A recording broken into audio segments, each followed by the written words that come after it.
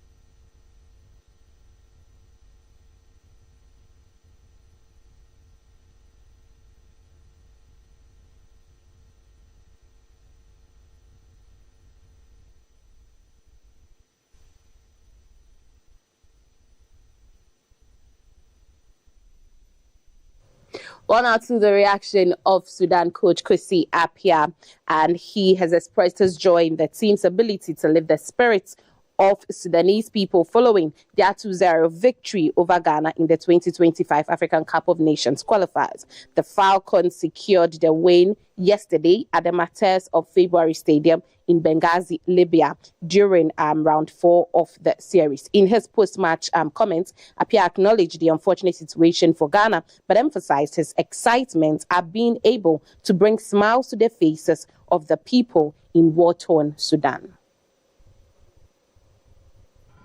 Now, 1 point for qualification. Inshallah, every game is serious, but inshallah, the next game we'll try to get at least a win to qualify automatically. What do you say for the big fans, Spain? The fans? Yeah, always when we come here, Libya is our Sudanese home. You know, when we come here, we have a lot of Sudanese in Libya, and they all come to support us, which is very good. And that is why we have chosen here as our home ground. What about your national team of Ghana? What do you see? This is unfortunate because Ghana has a good team, and it's unfortunate that one of us, either Ghana or us, has to go out. And unfortunately for Ghana, Sudan has beaten them, so automatically Sudan will have to go. Congratulations. Thank you very much.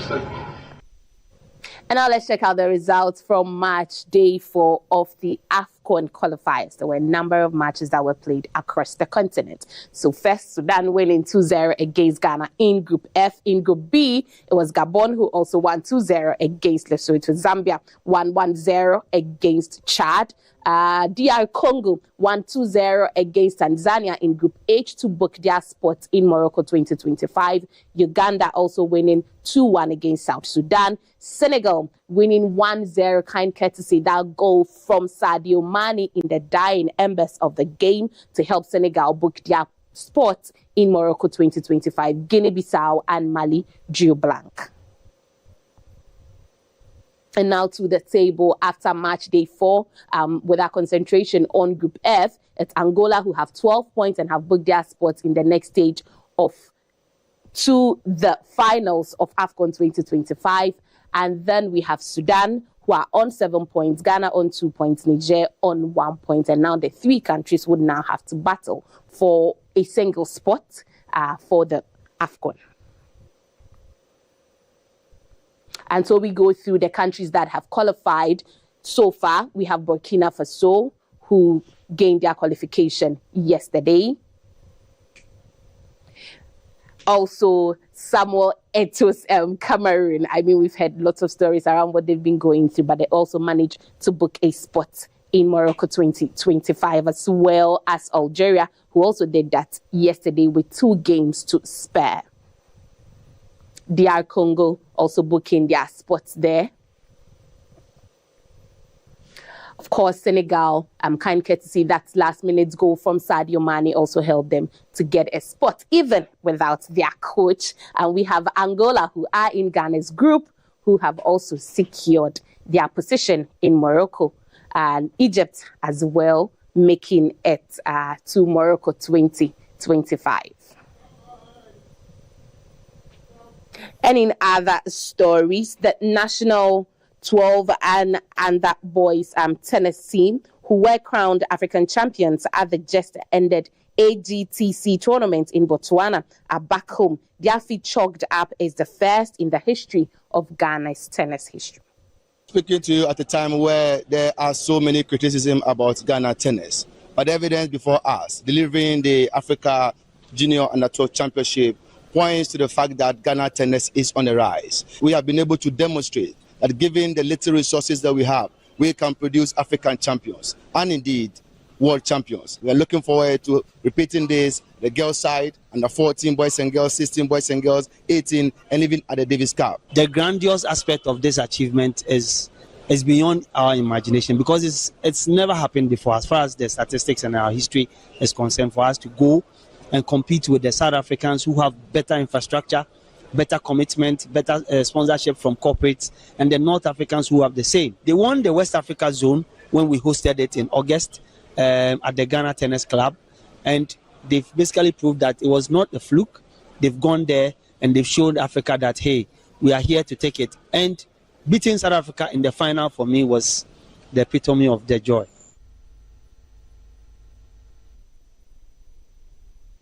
Well, congratulations to the team on the foreign front. Former Chelsea boss Thomas Tuchel has agreed to become the next England manager. According to multiple sources, the German Tuchel will become the third non-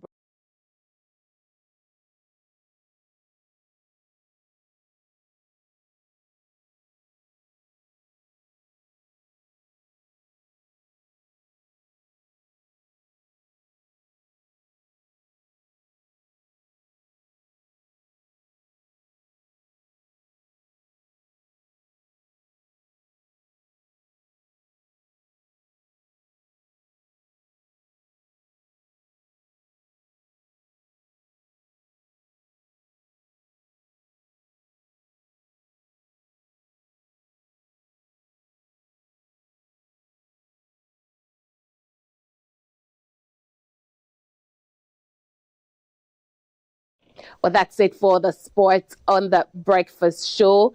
Here on GTV Sports Plus, we're about to open and have a deep discussion on whether the Black Stars could make it to Morocco 2025. My name is Akusia AJ. Thanks for watching. Breaking news.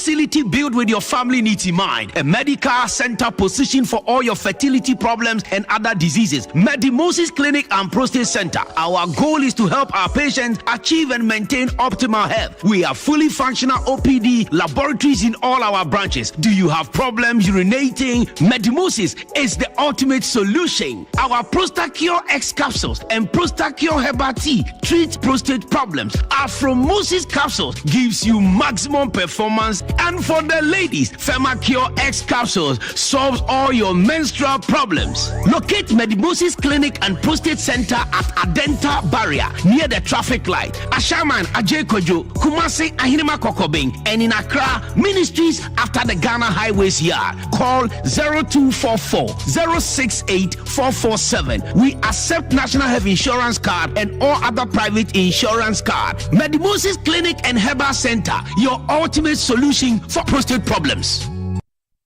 Ow. Let me see. She's never had a toothache before. There might be a cavity. Don't you use Pepsodent? We used to, but I'll try the new one. Ah, that's why. But doesn't every toothpaste give cavity protection? Not really. Pepsodent's Cavity Fighter repairs tiny invisible holes to give 10 times stronger teeth. Will you trust Pepsodent? Definitely. Pepsodent, 10 times stronger teeth. Use Pepsodent's Cavity Fighter. Tell a friend and family to test and know their status. Hepatitis is dangerous. Hello, Mr. Ansa. What brings you in today? Doctor, I went for a health screening and I was told I am hepatitis C positive. I'm so worried. Oh, Mr. Ansa, there is nothing to worry about. There is treatment for hepatitis C and treatment is free in Ghana now. Hey, doctor, are you sure? Does the treatment cure hepatitis C? Yes, I am very sure. The treatment is very effective. It is taken for just 3 months and it's effective 95% of the time. Wow, that is great news. But can I pass hepatitis C if I hug my children? Or if we eat together? Not at all. Hepatitis C is not transmitted through food or water or breast milk, or even through casual contact such as hugging, kissing, or sharing food or drinks. Rather, it is spread through blood, like in unsafe circumcision, tribal marking, tattooing, and sharing needles, sometimes from a mother to her baby during delivery. Sexual transmission can occur, but it's uncommon. Doc, so where can I get this free treatment? Free treatment is available at all regional and teaching hospitals in Ghana. For further information, you may call or WhatsApp 053-933-5106. Stop hepatitis C. Get tested, get treated, get cured.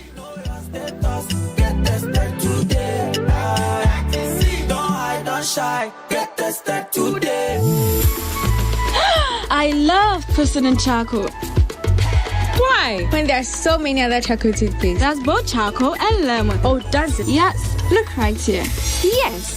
Pepsodent Charcoal has 2 of nature's powerful whitening ingredients. With the power of activated charcoal and lemon essence, it removes stains and whitens teeth naturally. Convinced? Well, I am. Just look at your beautiful Pepsodent smiles. For naturally whiter teeth, Pepsodent Charcoal. Pepsodent. Luck is everywhere. Hey, wait. You can put it on his tab. This is my man. Good luck. Google Radio. We are star 712. I'm on dialing the magic numbers. Star 712. Now welcome to the luckiest. And now with me automatic. You can buy for yourself or your loved one. Mommy, tell mommy who's here. You're buying for me, right? Or who else? Oh. Let's choose buy tickets for others. Love you, boo boo. So maybe straight to option 4. Now we try. You need to buy tickets worth 50 Ghana to qualify. Yes, you can buy random or preferred tickets. I'm choosing random tickets. Listen, if you buy the random ticket, the system chooses a random number for you.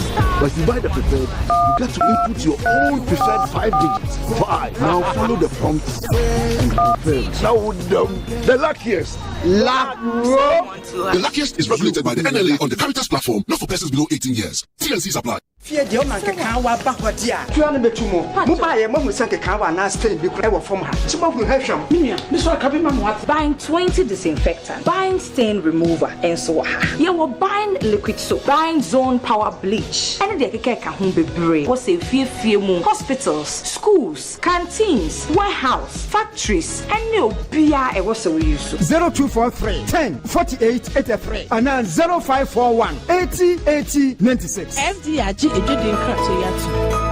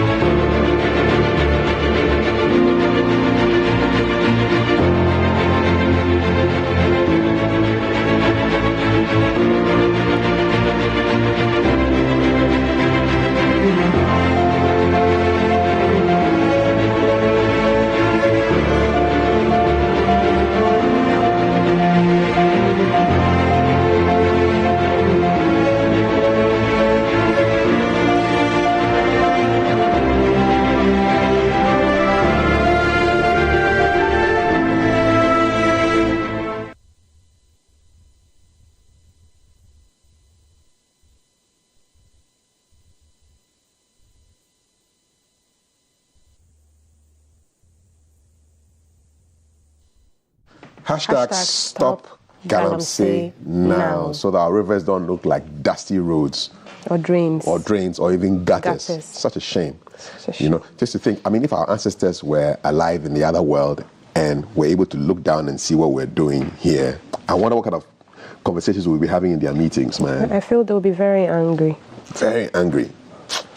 Hashtag stop Galamsey now. Yes. Hashtag GTV Breakfast with our headlines this morning, the 16th of October, 2024. Here come the headlines. The Ghanaian Times leads this morning, and the big one says, let 2024 elections be peaceful. And that's the King of Dagbang Kingdom, Yana Abukari Mahama II, appealing to Ghanaians. 53 days to elections. It's a call in the right direction. That's your Ghanaian Times this morning. The Daily Graphic leads with the president bidding Savannah region bye-bye, and he's paying tribute to the chiefs and the people as he goes on his last official tours with 83 days of his second term remaining. Right. On the Daily Dispatch, we have, you have been double tanked on Galamsey. Declare your stand. Akufo-Addo to Mahama. Okay. So that's your Daily Dispatch. Daily Guide leading with the fatal East Legon crash. Police arrest Bishop and wife. You know, on the police website, you don't see their faces. Yes, but the Daily Guide has unmasked them. Yes. And there they are. Faces showing. Yeah. So the Chronicle? For the Chronicle says, the Fisheries Ministry creates 3 million jobs. Varsity professors kick against Utah. Okay, I guess they have a double headline here. Alan Cash leads mega victory walk in Kumasi. And the quote for the day, 1 Corinthians 9:27, but I discipline my body and keep it under control, lest after preaching to others, I myself should be disqualified. So deal with yourself first before you deal with others. It's a self-jihad. Exactly. Against your own demons. Your own demons. Exercise them first. The National Voice, what's the big one? National Voice says, Nooks jabs UTAG over politically motivated strike. Yeah, saying UTAG is not your personal property. Call off the strike, silent majority. To UTAG leadership. If the silent majority don't know, how do we hear them? Because they're silent, right? Yes. Anyway, the Ghanaian Observer. The Ghanaian Observer says a major boost for fishing industry as Fisheries Ministry distributes outboard motors, fishing nets, wire mesh, freezers, a towel to fishermen. That's your Ghanaian Observer with the very eagle-eyed looking eagle over there. Okay, the Informer, big one, Bawumia launches e-health today, groundbreaking initiative. That's the big headline there. So something to be launched this morning. The new finder? The new finder, move to transform insurance terrain. Innovative pilot products rolled out. Okay, so those are our headlines this morning.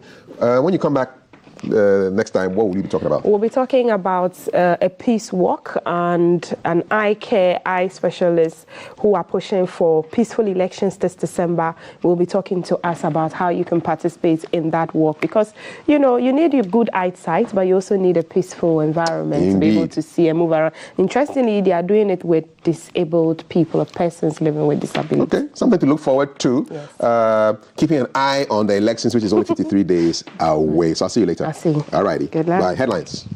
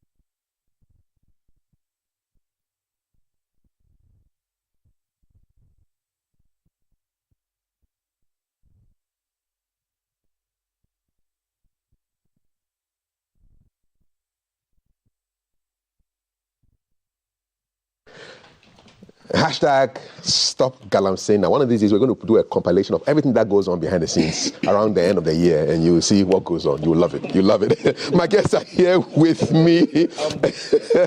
Fad Usman. Fad Usman is a member of the National Communications Team of the New Patriotic Party. Fad, salam alaikum to you. Wa alaikum salam. In the middle is former MP for Bulsa North, and he's representing the NDC, the National Democratic Congress, the Honorable Timothy Awuntirim Atabwade. Good morning, sir. Good morning. And from the Movement for Change, Deputy Director for Policy is Courage Nobi. Gentlemen, how are you? Very well, by God's grace. I want your bite, first of all, on Black Stars, because that was the game that captivated our mind yesterday. I'll start with Fad. Coffee. Good morning to my senior brothers here, and to yourself, and to our viewers this morning. Black Star, yesterday I watched the match. Okay. Yeah, I made time to watch the match. What did you like about our performance?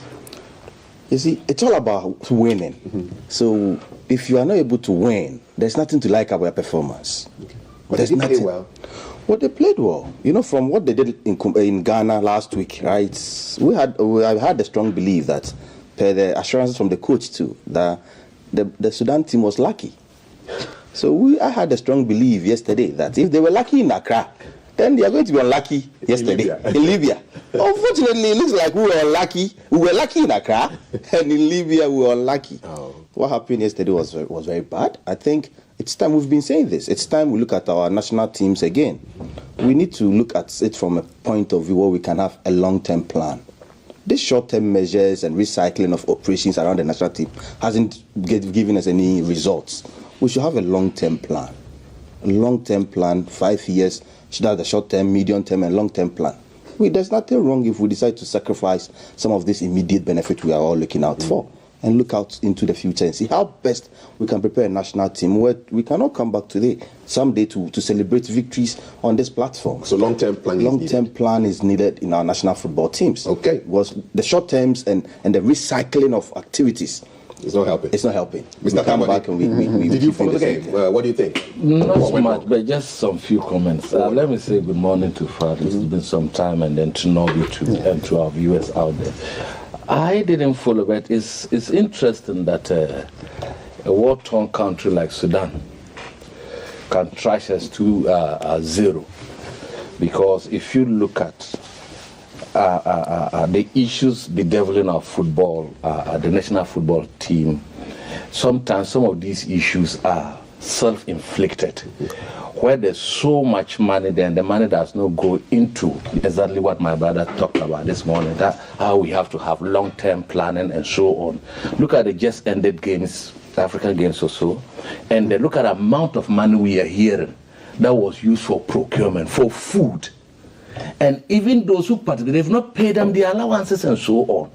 Can you imagine the sort of country we are? Greed everywhere under this government. A government that promises this country a better, good governance is turning out to choke us with so much corruption. Everywhere they touch, procurement, everything is chopping money, nyafu here and there. And so for me, sometimes we need to have long-term planning. But while we are doing that, we should ensure that there's judicious use of the taxpayers' money that we pump into these institutions to ensure that they come out with the best. Football is a good passion for this country. I think almost everybody loves football.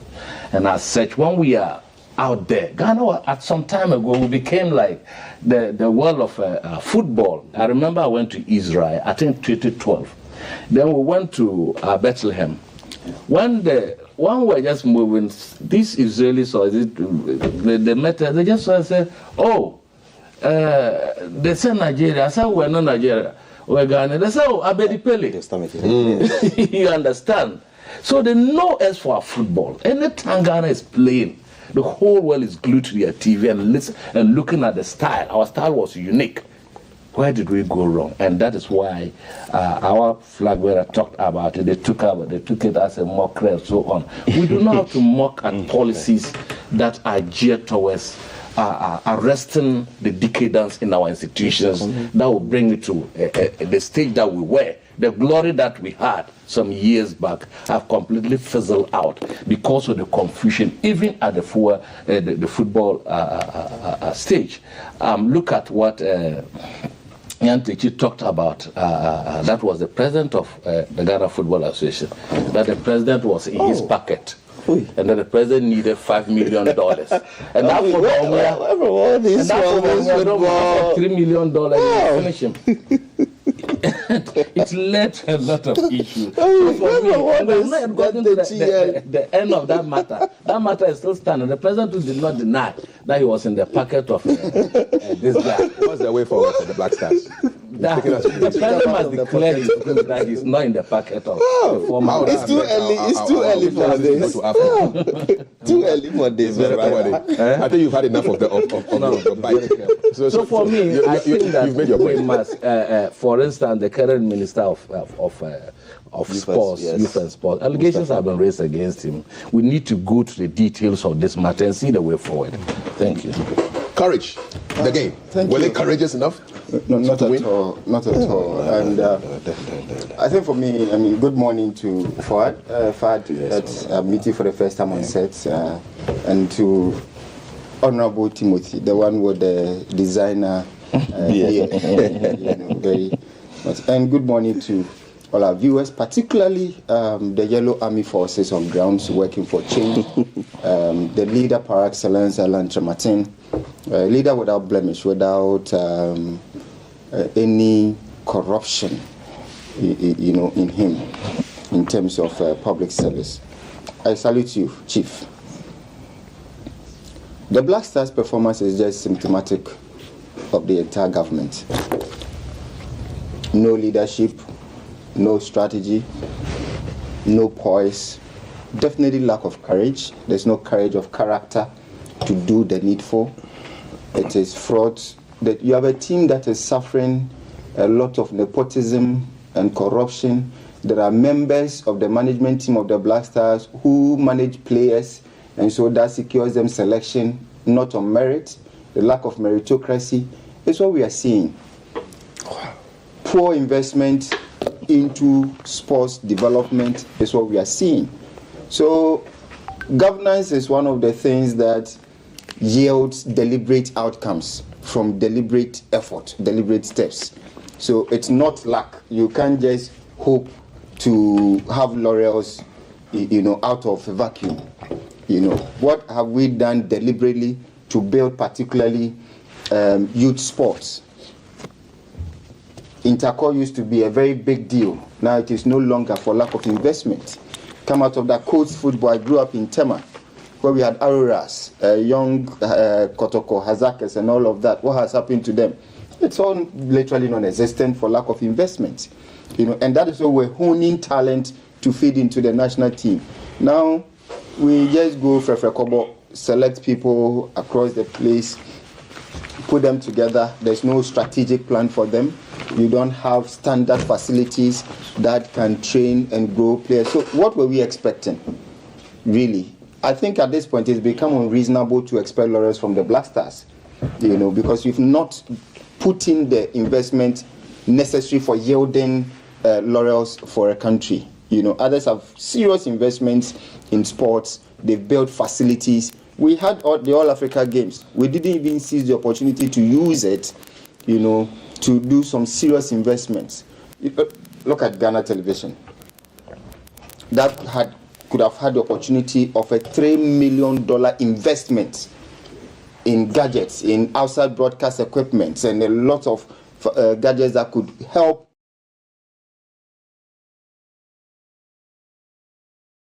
They didn't even pay for the last block. Check the nations that have fantastic leagues. It feeds their national team. So you're not surprised by our performance? Not at all. Okay. And it's symptomatic of the government at large. This is what is happening to the Black Stars. The Black Stars have become a Galamsey team.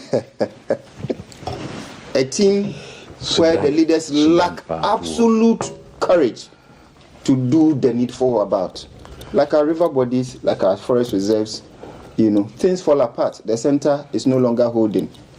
Mere anarchy is loose upon Ghana. Every sector, think about it. So it's not a rosy picture of the state of the Black Stars. I want to share a picture with you that we posted on our GTV Ghana Facebook page yesterday. And I think this picture sums up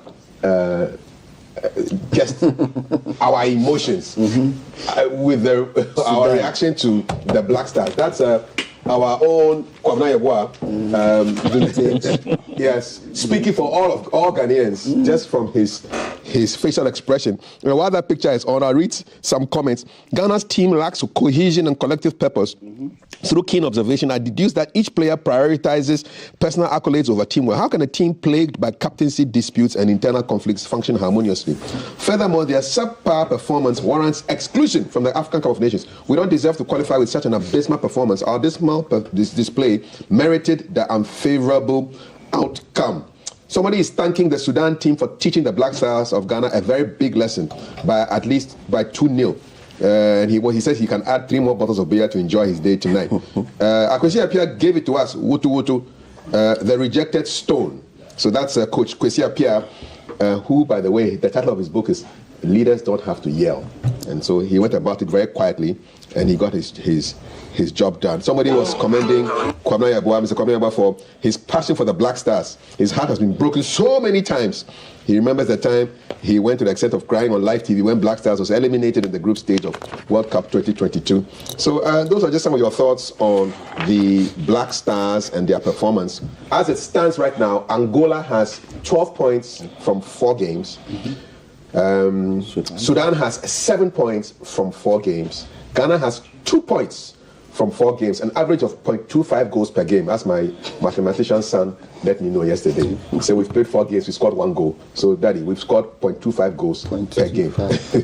And then we have Niger propping up the bottom of the whole table with 1 point. We have 2 more games to play. If we win both and other people lose their games, we go to Morocco.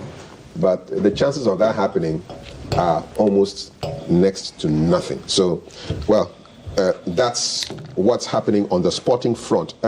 Before we go into the politics of things, there was a horrific accident, crash over the weekend, which took away the lives of 2 young girls. And the latest is that the parents of the person involved in that crash have been arrested. So they are in the persons of Prophet Salifu Amwaku, I beg your pardon, and his wife Muha Amwaku. So they have been arrested by the police, and the police is taking charge of the situation. So those are the police pictures, and I would like to read that statement from the Ghana police concerning this particular crash, which has set a lot of people talking. It's been conversations over the weekend up until today, and I'm going to read that statement right now for you so you get the fullest details, because a lot of conflicting stories went around, and we want to give you what the Ghana police is saying. So this statement is dated 15th October 2024, captioned "Police update on fatal East Legon accident. Parents of suspect driver arrested." The Ghana Police Service has, on 15th October 2024, arrested suspects Bishop Elisha Salifu Amwaku and Muha Amwaku, parents of the suspect driver involved in the fatal accident that claimed 2 lives at East Legon on Saturday, 12th October 2024. Investigations have so far established that on 12th October 2024, suspect driver Elrad Salifu Amwaku, aged 16, driving a Jaguar SUV vehicle, that's a sports utility vehicle, with registration number GN 7801-20, with one other occupant, rammed into a 4x4 Acura vehicle, also with registration number GR 2542-23, driven by Joseph Aka, with 4 other occupants at Mensa Wood Street at East Legon. Both cars caught fire and burned beyond recognition. Investigation further indicates that 3 of the 5 victims in the Acura vehicle during the accident were rescued, and the other 2, identified as Justine Agbanu and Mame Jumo, both 12 years of age, lost their lives. 2 of the rescued victims who sustained minor injuries were treated and discharged, while the 3rd is still on admission, receiving medical attention. The suspect driver with the other occupant in the Jaguar vehicle were also rescued and are currently on admission at the hospital. The parents of the 16-year-old suspect driver, Bishop Elisha Salifu Amwaku and Muha Amwaku, are currently in custody assisting the investigation. Meanwhile, a team from the Police Management Board, led by the Inspector General of Police, Dr. George Akufo Dampare, today, 15th October, which is yesterday when the statement came out, visited the bereaved family to commiserate with them and also visit the injured at the hospital. The police would like to assure the public of a thorough investigation into the accident to bring closure to the affected family as we continue to remember them in our prayers. In this difficult time, signed Assistant Commissioner of Police and Director of Public Affairs, ACP Grace Ansa Akrofi, which brings us to the topic of road safety and just the way people just drive on the roads and the almost lack of consequences, for when these things happen. I mean, this is not the first gory accident that has happened. It's happened time without number, and it just seems I really would want to speak to the National Road Safety Authority to see whether they are really succeeding in the fight to clamp down on unsafe driving. People blame roads, but research has shown that it is the people in the cars or their behavior on the roads, pedestrians, drivers, that causes all this carnage, unnecessary carnage. I don't want to call it an accident, I'll call it a crash, really, because it's highly preventable, True. Just your initial thoughts on that? All right, quick one, Kafui. I believe over the weekend we saw the news out there and some videos, footage we've watched. So as you described it, it's unnecessary. It could have been avoided if the gentleman in the vehicle had taken his time, because you are driving within a certain locality that is more of a residential area. So even not to think of another car coming, human beings can easily pop out from their homes and just cross the road at any point in time. So I think it's something we all need to speak against it. It's very bad. And also to the 2 lives lost. It's very unfortunate, 2 young ladies. If you look at the age, I saw one of the papers reporting, calling the girls sweet girls. It's very bad. And per what so far we've heard from the police, I'll call my brothers and everybody to allow the police to investigate the matter and then make a final conclusion, to bring a final conclusion to this case. Because if you look at the situations and the angles everybody trying to take it from. If you hear some stories saying that on that particular day there was a birthday party ongoing, that the young man was asked to go and bring something, so he was in rush to get it. What? It's not enough to say. You see, so I think it's something we all need to speak out, and then also encourage others to be very careful on the road, more especially when you are within the cities or you find yourself within areas where population and other activities of road users are ongoing. We should be very careful with how we use our vehicles on such roads, because what happened on this Saturday, there's nothing to describe it. There's nothing. It's horrific. It's beyond that, Skafui. It's very bad. If you look at the speed at which the young man came from, I asked myself, where are you coming from? Where are you going to? Are you driving to Kumasi? No. So wherever you were going to, if you are taking your time, you get to a curve, you allow those before you navigate the curve, then you also join the road. But look at what happened. Unfortunately, the gentleman was just waiting for his time to navigate and see what happens to him. Somebody from nowhere comes to crash him, takes away 2 lives. I think it's something we all need to speak out against. And also there's another angle that I believe parental liability, where the parents had been arrested, I believe yesterday, and they've been granted bail, right? Yeah, to an extent, I believe it's fair, because looking at the age of the young man, He owns the car. That's the point. He don't own the car. And per our laws, if you are below 18, you don't have the right to drive. So if parents will allow their kids to drive without supervising them, without monitoring the operations, and I've seen other videos. If you want to look at the social media videos, it will provoke you. So I think it is right the police had arrested the parents. Let's see how best the police will investigate this and probably prosecute to an extent to bring some shall I say, to bring some finality and to bring some calm to the families of these 2 diseased persons coming from. Because if you know how it feels to lose somebody close to you like this, and imagine you apply that route every day. You get to that junction. Dramatic. So you get the point. I think there should be something. The police were happy. They've started this investigation. They should please do the best they can do. Bring a finality to this matter. If there's possible to prosecute, they prosecute whoever faces the law. I believe it is best in that direction. Thank you very much, Kafui. Honorable Atabode, our road safety regulations, are they strong enough to deter this kind of driving, this kind of behavior? Yeah, Kafui, like you rightly put it, this is not the first time it happened. This is a needless accident that could have been avoided to start with. First of all, if you look at, it's not an ordinary air clash. The vehicle engulfed in flames, burned the bodies to a very disturbing picture it created out there. But you see, sometimes we rush to blame when the accident happens. Before it happens, we know and we see them coming, and yet we put a blind eye to it.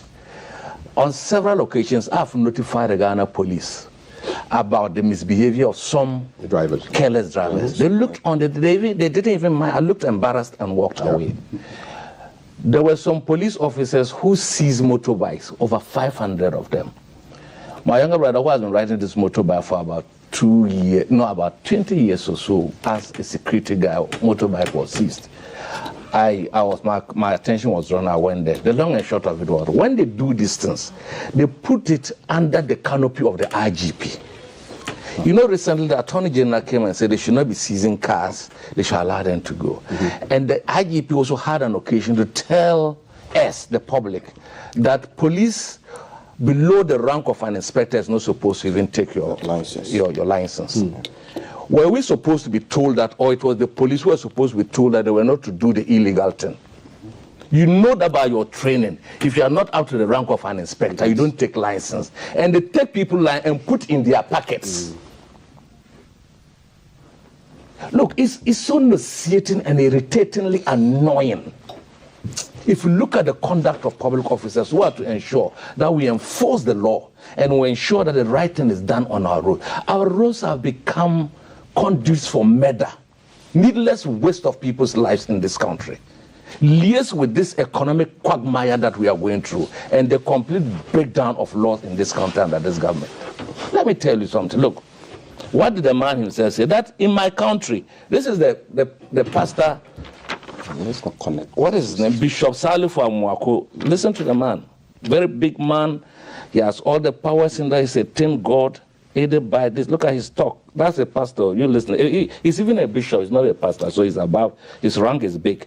That in my country, when the police see me, they salute. They call me General Sir. General Sir, and I am gone. Without a driver's license, I've been driving. Without a car number plate, I've been driving. Who born you by mistake to stop me? Because if you stop me, I will call your boss. I will call your boss. Do you know that we are in a country where people that have not been entrusted with the power of the people are running this country? We are in this country where the power of the people that has been entrusted to those people who are supposed to execute them have gone asleep. So there are people who are not authorized who do these things. And they do it with glee and with pomposity and arrogance in this country. That is a pastor talking. Even by your training as a pastor, must you talk this way? Today it has come to hit you back. You know, Satan does not forgive you. If you boast more than Satan himself, he will deal well with you. That's why when my brother, the leader, said, Christ-like, they were rolling over there and say, if this pastor was Christ-like, would you talk like this? Would you talk like this? But you see, it is so painful that these young sweet girls, as the paper put them, not just the accident, the burning, the pain they went through. Can you imagine? Kafui, have you iron and the iron touched you a bit? It's horrible. I cannot fathom how these children went through for no fault of theirs, for they not committing sin, but the sins of others have overflown to them because this country is on autopilot. And you can't talk. If you talk, they will come after you. They will shred you into pieces. They will call you names. Are you blaming the accident? So if the accident had brought an Olympic medal to the government would have said that because we did it, that's how they brought an Olympic medal. So when they do wrong, let's call them out. So you see, please, let's stop this thing of branch. Yes. Wow. Yes. This politicization of death of young two girls. Yes. And the best they can do is to blame it on government. Yes. Because the man said that the man in charge of government, he calls him his boss. Kafui. That's what the man said. I didn't say this way. Who calls him boss? You didn't read the man. He calls the police bosses. Yes. And who are the police bosses? Yes, Kafui. And then who burned No, up? Kafui, let me. No, you are not talking. You are finished with your talk. Wow. You are finished with it. So please allow me when you are talking. Okay, so you've made your point now. So my point is that we are waiting for bigger things to happen. Look, you drive across and you see tipper trucks loaded with sand on top speed in town. You see articulators coming full speed and they will press the brake and toot the horn. If you have a heart problem, it will get up. And they do these things with absolute immunity. No one stops them. So for me, it's a whole issue. The solution is that we have to enforce the laws and so on. The police who are in charge, we don't need new laws. The laws are there already. Just enforce them. Everything is there. Look at where the boy was speeding. Must you speed there? Yeah. But you see, the father has been talking about the conduct of the parents at home. It's a reflection of what their children do outside there. If he gets up in the morning and all he hears from the father is that, look, in this country, when the police see me, they salute me and call me General Sir. I am going with that. When the guy picks the car, he's driving a general's car. What do you think a general's son would do? Is to ram the car into other people, innocent people's cars, and go at the top because a general's car is driving. Okay. And they salute him. And he called their bosses and tell them that a police has not saluted. Even salute them, you must call the fellow's boss that he hasn't saluted you. Mr. Tabade, thank you for your eloquent submission. I want to just read a couple of statistics and then speak to somebody who can tell us a lot more about road safety issues from the National Road Safety Authority. So I'm on their website right now, and the statistics for January to July 2024, it's a crash report summary. So a total of 7,470 road traffic crashes were reported from January to July 2024. These crashes involved 12,678 vehicles of all categories. We're talking of private, commercial, motorbikes, cycles, etc. We had 9,965 casualties, which is broken down as 1,405 deaths and 8,560 injuries. So you have the number of cases reported, the vehicles involved, persons injured, pedestrian knockdowns, all decreased by 8.5%, 8.8%, 6.8%, 2.1% respectively from January to July 2024, whilst persons killed increased by 9.7% when compared to the same period of 2023. On the line right now, I have the pleasure to speak with Pearl Satekla, who is with the National Road Safety Authority. She speaks for the authority. Pearl, good morning. Welcome to GTV Breakfast. Why are Ghana's roads so deadly? Good morning very much, and thank you for inviting me this morning. If not for the intervention of stakeholders like National Road Safety Authority, Ghana Police, the media, yourself, and our commercial driving entity, the road might have been deadly than it is.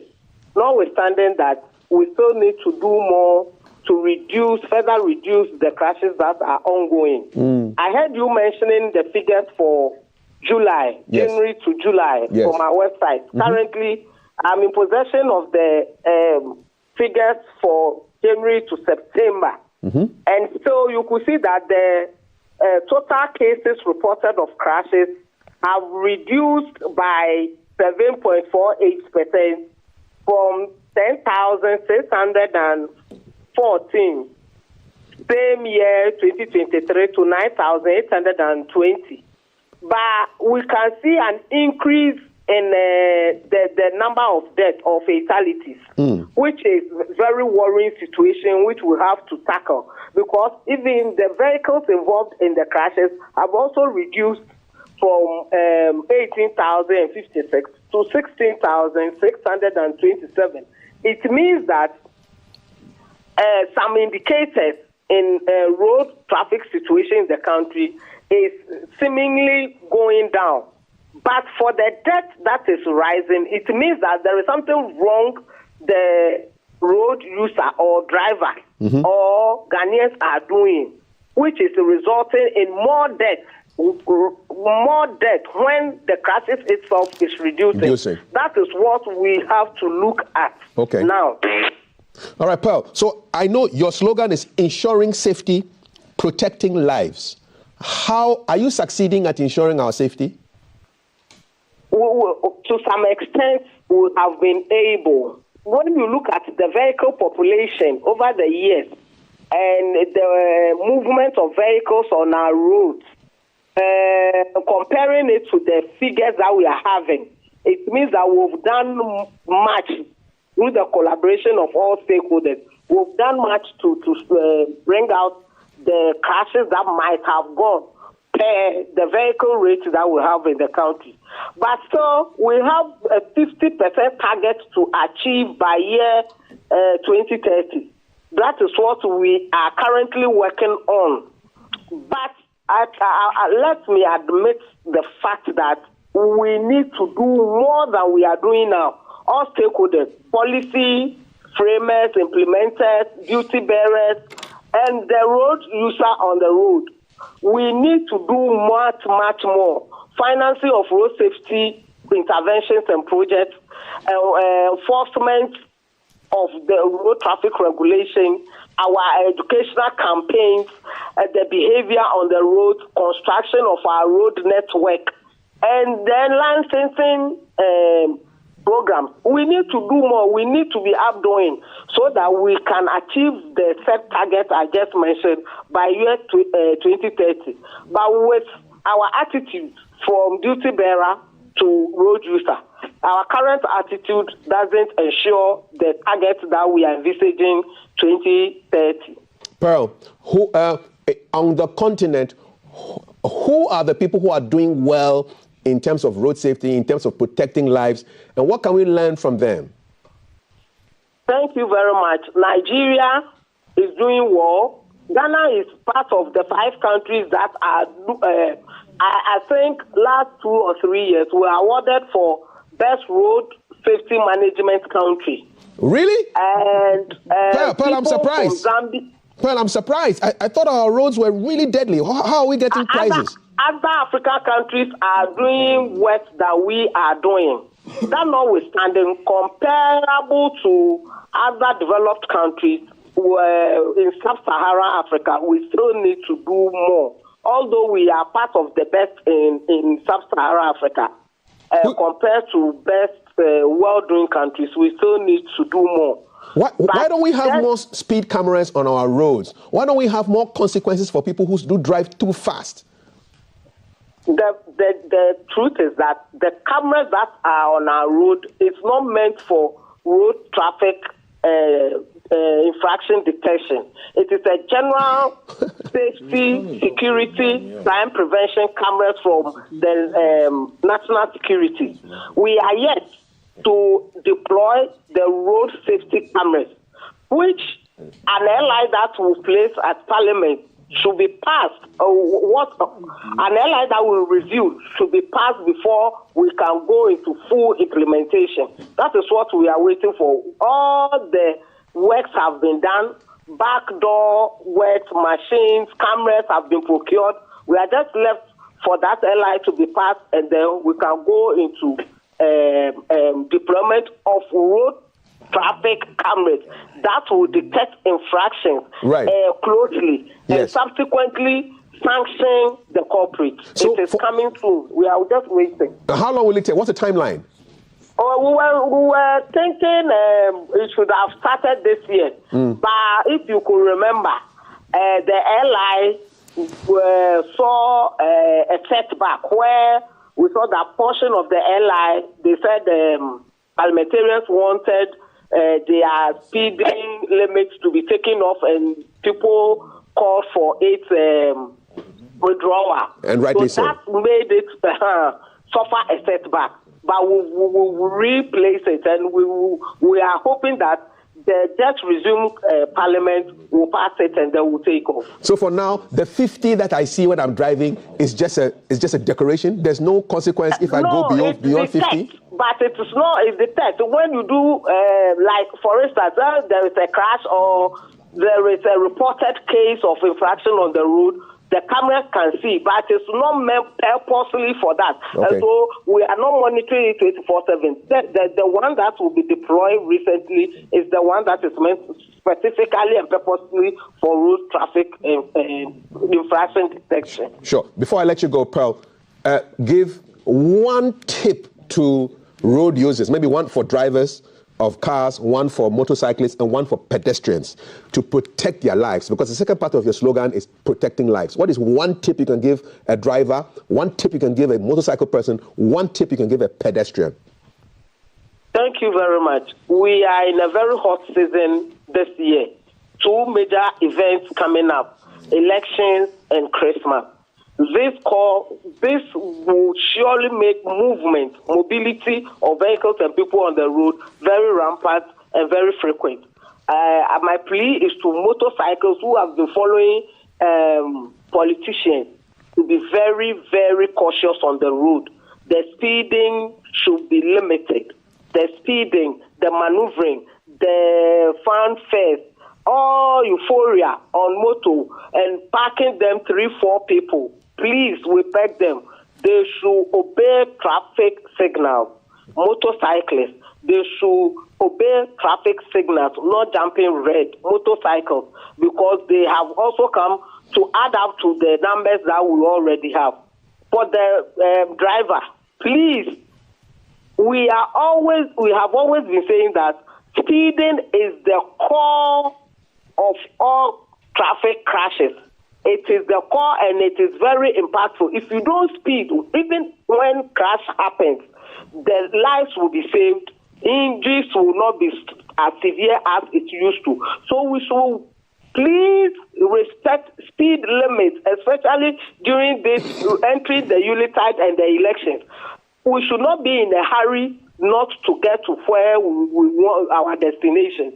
We should lower our speed. When you get to where a lot of people are, please remember it's 30 kilometers. When you are at settlement, it's 50. Highways is 90 or 80, commercial or private.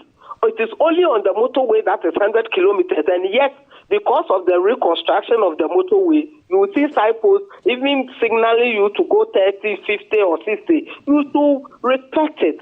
we should be disciplined on our road. Even when the roads are good and you are not disciplined, you will still get into a crash.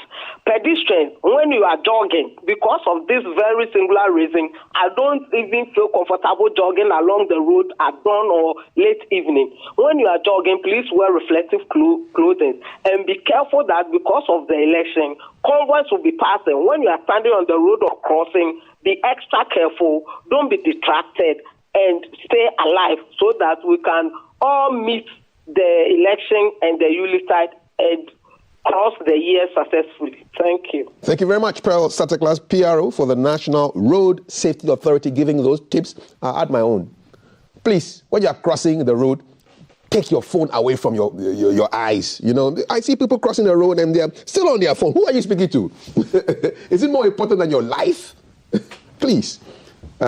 She loves life and she has your messages. Her name is Thelma. The WhatsApp number is 055-556-1034. Thelma, what are my people saying on the board? People on the board sharing their thoughts with GTV Breakfast this morning. Good morning, gentlemen at the table. Here is one to Timothy, I think. Cap, please tell the former MP that this has nothing, it's got nothing to do with governance. NDC has no message. He is making it look like Ghanaians do not know the NDC. Kofi Jima is coming at you and he says the mischief is too much and NDC is still doing the 2016 campaign which made them lose miserably. He thinks that their flag bearer, so our flag bearer, he says, in the person of His Excellency Dr. Bawumia, is very focused and we are only encouraging our brothers from the north to do the do. So he comes up with a formula for UCAF. They should be doing some of the calculations. Dr. Bawumia needs 50 to 60% and he says, CAF, with only 40% from the north, Dr. Bawumia will take the Jubilee House. And he says, Yebebo NDC Surya. Kofi Jima says so. For you, Timothy. Admissions into College of Education has become a hell for many applicants. And this is one that's very unhappy with the scoreline yesterday, Ghana versus Sudan. King Kaf, if now Ghana cannot score Niger or face Sudan in football, I think whether the Black Stars qualify or not, henceforth it's better to prepare local stars for our African tournaments. Boy Odampton is speaking at our table. Here's one going into the accident and the update from there. Good morning, CAF and panelists. The arrest of the parents of the suspect driver is in the right direction. The Criminal Offences Act 2960, this is a clear case of gross dereliction of duty and negligence on the part of the parents. Nia Kwe from North Kanishi thinks so. On long-term and short-term planning, how pity, long-term plan, you say long-term or short-term, we don't have. Ghana doesn't have a plan for anything. Anyway, Ghana lost, a star won, hashtag stop Galamsey now. Please hear Ghana wins. Okay, at GBC, Ghana wins. Raising awareness on the negative effects of Galamsey, we saw Jay talking about how a water brand has come onto the market and people are just making jest of it. But we want the hashtag Stop Galamsey now to still continue to trend. Hey, Ghana, so all cameras on our roads are just for only few reasons. It's for security. So not sad. For speed. So it's not to monitor speed. It's to make sure that everybody is safe. Here's one that says, good morning to you all. We thank Sudan for a good game. I don't know how you can say these things, but hey, Cap, those are the messages on our screens this morning. I'll hand it over back to you now. Okay, thank you so much. Thelma, you're coming back to talk about what? Rabies. Okay. So dogs, cats, monkeys, bats. And they can bite. And when they bite, they may give you that virus called rabies. Yeah. And we need to find out how to protect ourselves from Talking about cats, there's a TikTok video of a cat. So the owner put a camera on his cat because he wanted to see what the cat does when it leaves the house. It's a terror This cat is a terrorist. The cat just meets another cat. The other cat says, then he starts chasing this cat. He chases the cat all over. And he knows the neighborhood. He's called Maxwell the cat. Look for him on TikTok. He has a camera on his head, man. He attacks every cat and you see fur of the other cat on his mouth and he's moving around. He's a real terrorist. Yes. Yeah, but he can give you rabies. Yeah, we don't want to see Maxwell the cat. No. Thank you very much. Thank you. Now, gentlemen, we're almost out of time. I'm going to give you all 3 minutes to sell your party's vision to the bite yet. Your bite on the accident. On the accident. Okay, yes. So bite and then share. Bite and share. Yeah. Accident. I think on this particular one, it's failure in parenting. I think fair and square, that is where it is. Why do you give keys to your 16-year-old to drive by himself? A very powerful car. Like that, no. It's a Jag, you know. Yes. I think that is where we place it. And much of all the challenges we have in society is poor parenting. It's failure in parenting. You know, so for me, I will highlight the need for parents, fathers and mothers, to be more responsible and to take their parenting a notch higher, you know, because if you have even parented a child who have grown to be responsible, all right, yes, he may have access to the keys, but you will not see that kind of reckless driving that we saw. And when I analyzed the video carefully, you know, there were two older people who crossed the street just before he passed. Yes. And they were pretty slow because they are quite aged, you know. So they must be offering thanks to God for. It could have been far worse. It could have been them. Yes. And so parents, please, we beg you. It is not a sign of love to treat a child with kid gloves, to let the child get access to what he should not have access to. You know, that kind of conflict is something there. Yes, he's 16. If you believe that at 16 he should be able to drive, let him go through the rudiments. But the law says 18. Wait till you. 2 years. 2 years he goes to a driving school. And now even the way the law has been done, you can't just learn driving by yourself and go for license. You need to go through a driving school, because you realize a lot of people, they just learn how to manage their steer, and then the next point they go for a license. So now you go to a driving school, and the driving school is the avenue through which you can obtain a license, which I think is a very fantastic law. So. But is it being enforced? Is it being enforced? East Legon, where I live, I go through East Legon practically every day. There are about 5 checkpoints before you exit East Legon. About 5 every night, several checkpoints. What are they checking? The points. What are they checking? You know, unfortunately, most of the time it's rather reduced to begging.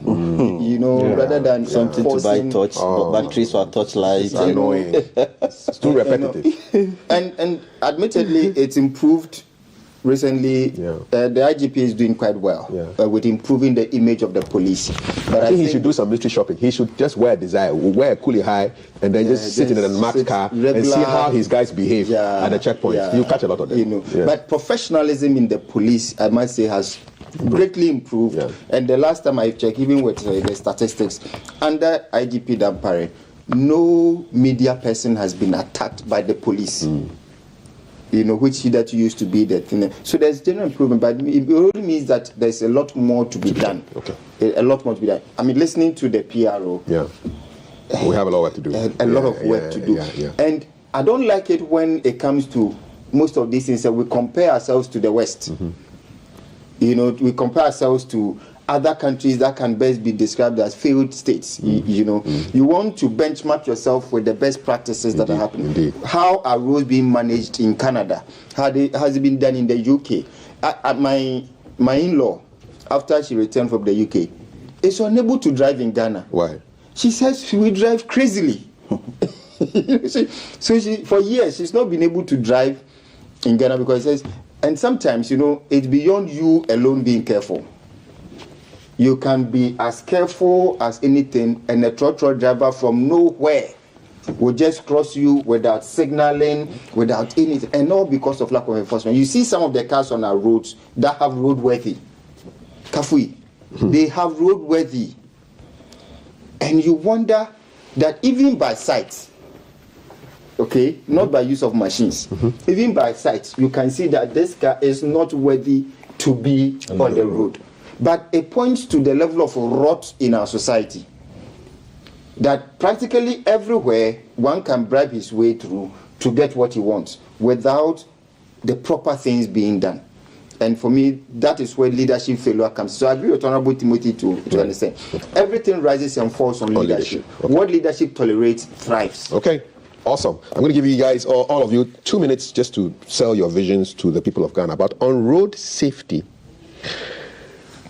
so we are having, 12,000 people? What was that? The numbers were crazy. People are dying in their thousands. Let me tell you that in Iceland, Northern Europe, very cold, in 2020, the whole year, they had 16 deaths on the roads.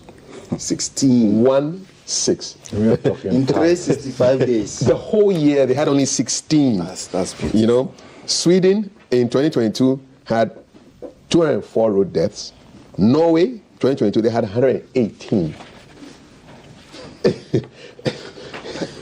So these are societies that are properly run and taking care of their managed. people. Yeah. So we need to learn a lot. Leadership works. Yeah. And you see, leadership is also about systems. And the good thing about systems is that they bring in predictability. Yeah. And if anything goes wrong, you can actually track and know and fix. But here we don't like systems. We rely on prayers.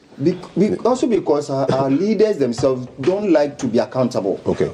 So it's accountability. Yeah, when you set up systems, you yourself become subject to the system. And because we don't like that, and that's why the unfortunate commentary about they see me and sir, and then I go, or I'll call your boss. Yep. You know, that kind of thing. We don't like to submit ourselves to systems, and that's a problem. Yeah. Okay, so your 2 minutes to sell your vision, and I have my clock here. So when is 2 minutes? All right, thank you very much. Where's my horn? Hold on. when you hear this, 2 minutes is gone. Okay. All right, thank you very much, Kafu. Time starts. Thank you very much, Kafu. I believe, as we are all heading towards elections, we know that during this space, there'll be a lot of information, misinformation, distortion. So sometimes an opportunity like this, it's important we clarify some of the issues quickly and also put out just a message. You know, Dr. Mahmoud Bawumia is in the Bono East region. As this morning, he was in the Bono region over the weekend. In my constituency, that's Wenchi constituency, over the weekend. Very beautiful event that happened on Sunday night. As at 11:45 p.m., my people were still waiting to see Dr. Mahmoud Bawumia. And if you look at the message out there, Kafui, this is what we are saying, very simple. Government over the years there's always a challenge with government expenditure whenever it comes to mobilizing revenue to execute expenditure.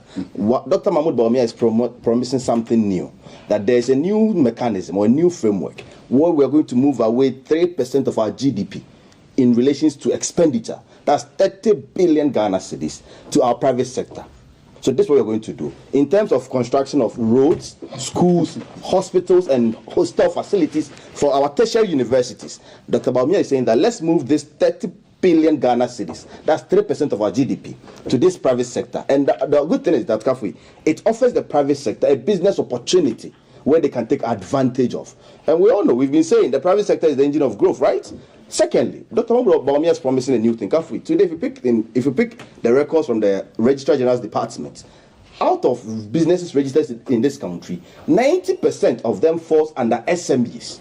And one of the measures Dr. Mahmoud Bawumia is proposing is that looking at the post-COVID-19 challenges and how best we can come out of it, let's see how we can empower SMEs. That's what he has proposed, that let's establish an SME development bank. And this bank will give not only financial assistance, but also will give SMEs the technical experience they require to perform very well in their areas. You're done. And thank you so much. 2 minutes. Thank you. Good job. Oh, that's very serious. 2 minutes. Yes, my time is here. Systems. All right, we're using systems. Mr. Atabale, are you ready? Yes. So your time starts now. Yes. Kafui, you know, when we launched our manifesto, our theme was jobs, prosperity, and accountability. Under this, we have various schemes of jobs. One of them, very important, is the Women Development Bank. That will give loans to women ranging from any amount to up to 1 million Ghana cedis for them to be able to embark on businesses that they already can. We talked about the 24-hour economies, for which we have explained to people multiple occasions. We talked about the fact that next year, No first-year student in any of our tertiary institutions, be it training college, be it nurses, university, or all the public universities are going to have first-year fee-free and so on. We want to tell the people of this country, first and foremost, that John Dramani Mahama is an experienced and an innovative leader. He has been there before. He has assured the people of this country that he's going to ensure that whosoever that plant or plunder state resources in terms of stealing, in terms of all the underdealings, the SML, you name them, we are going to do a forensic audit and retrieve the amount of this money and pump them into the development of the people of this country. He has done it before. Look at the interchanges. Look at the health sector. Look at the expansion of the Tema port. Look at the Ghana gas. Look at you look at the terminal 3 and so on. He has done it. Created a job. As I talked to you this morning, Tema port alone is giving this country $400 million each year from that expansion. Ghana gas is giving us over $300 million each year. The terminal 3 is giving us so much. So we are calling on the Ghanaian voter. One of the things that we keep hearing is the protection of their votes. We are assuring every voter in this country we are going to protect their vote and their vote will be counted. Thank you so much. 2 minutes, you can see it here. All right, so I'm going to reset to 0. And Courage, are you ready? Ready. Your time starts now. Thank you very much. I think Alan Martin is the leader with a plan. Alan Martin has a plan specifically for fighting galamsey. So I'm going to dedicate my time to go through that. What Alan Martin will do is a complete ban on all forms of small-scale and surface mining immediately. A complete ban. 1. 2. Demobilization of all machinery at these mining sites. And connected to that is inventorization, that all these machinery will not be bent, but inventory will be taken, the owner, the site where it was taken from, and the condition in which it was taken. This exercise will be done by the 48th Engineers Regiment of the Ghana military. Connected to that is a complete restoration of all our river bodies and our forests. And the young people who are at the local level involved in these galamsey activities will be employed as plantation workers to help restore all these facilities. A cancellation of all licenses that have been issued in the past 15 years. Or a cancellation of all of that. Connected to that will be a total audit of the system to see who has the proper licensing and who doesn't. And when that has been completed, the deployment of all the young people to engage, the then establishment of a new youth in responsible mining where cooperatives will be created and designated areas giving them to mine. The establishment of a citizens' mining protection right, and connected to this will be amendment of the law to make chiefs co-trustees of our minerals presently. But the last but not least is to change legislation to include punitive measures such as life imprisonment for mining in forest reserves and on water bodies. This is Alan Martin's plan for fighting galamsey. If you need a leader you can trust by his track record in public and private service, by his character, it is Alan Martin. Number 13 on the ballot. Vote for change. Well done. Thank you so much, gentlemen. You use your time very well. Courage Nobi is the Deputy Director for Policy at the Movement for Change. The Honorable Timothy Awuntri Matabode is a former MP for Busas North and he represents the National Democratic Congress. And Far Usman is a member of the National Communications Team for the NPP. Gentlemen, thank you so much. Just enough time to just give you some of the headlines. ABC News, call off strike now. Daily Graphic, President bids Savannah bye. Daily Statesman, Majority Leader goes to Supreme Court over status of Formina MP and others.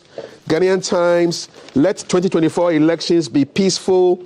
And since we are on the hashtag Stop Galamsey now, this is the latest news you have about illegal mining. So Cardinal Turkson of the Catholic Church says Ghana will become a failed state if the status remains the same. Kwame Penim says Galamsey shouldn't be politicized, it's a national issue. Sam Okujeto, the senior, says Galamsey threatens Ghana's potential to generate billions from agriculture.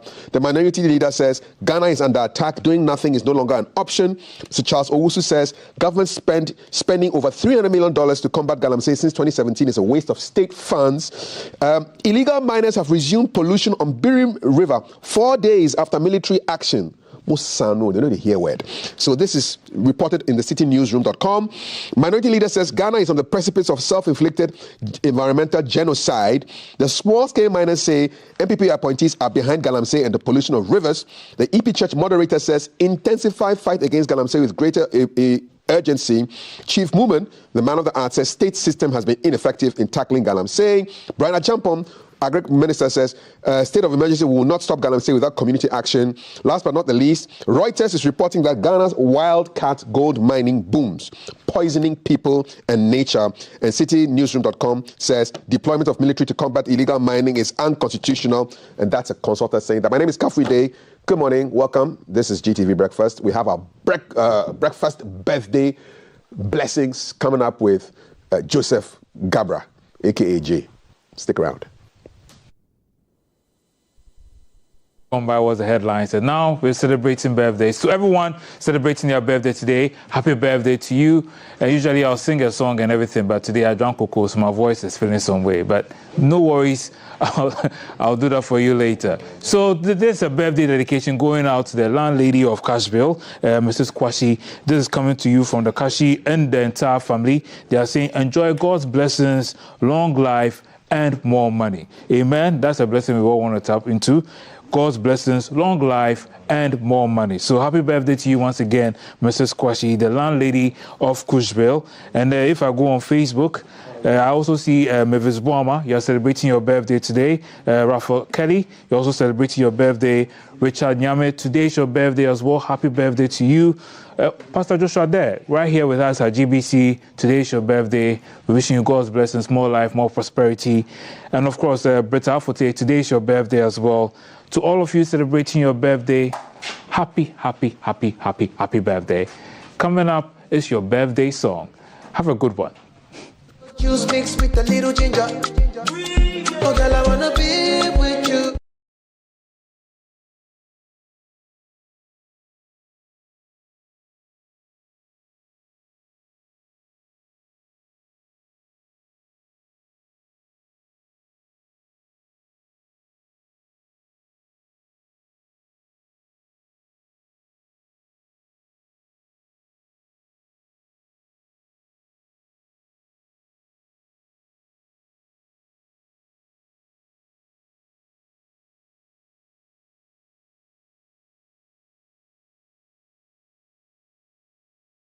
I hear say ECF print extra ballot papers for back. You and your filler, where did you hear all these things from? How does the EC print these ballot papers? Process na friction there.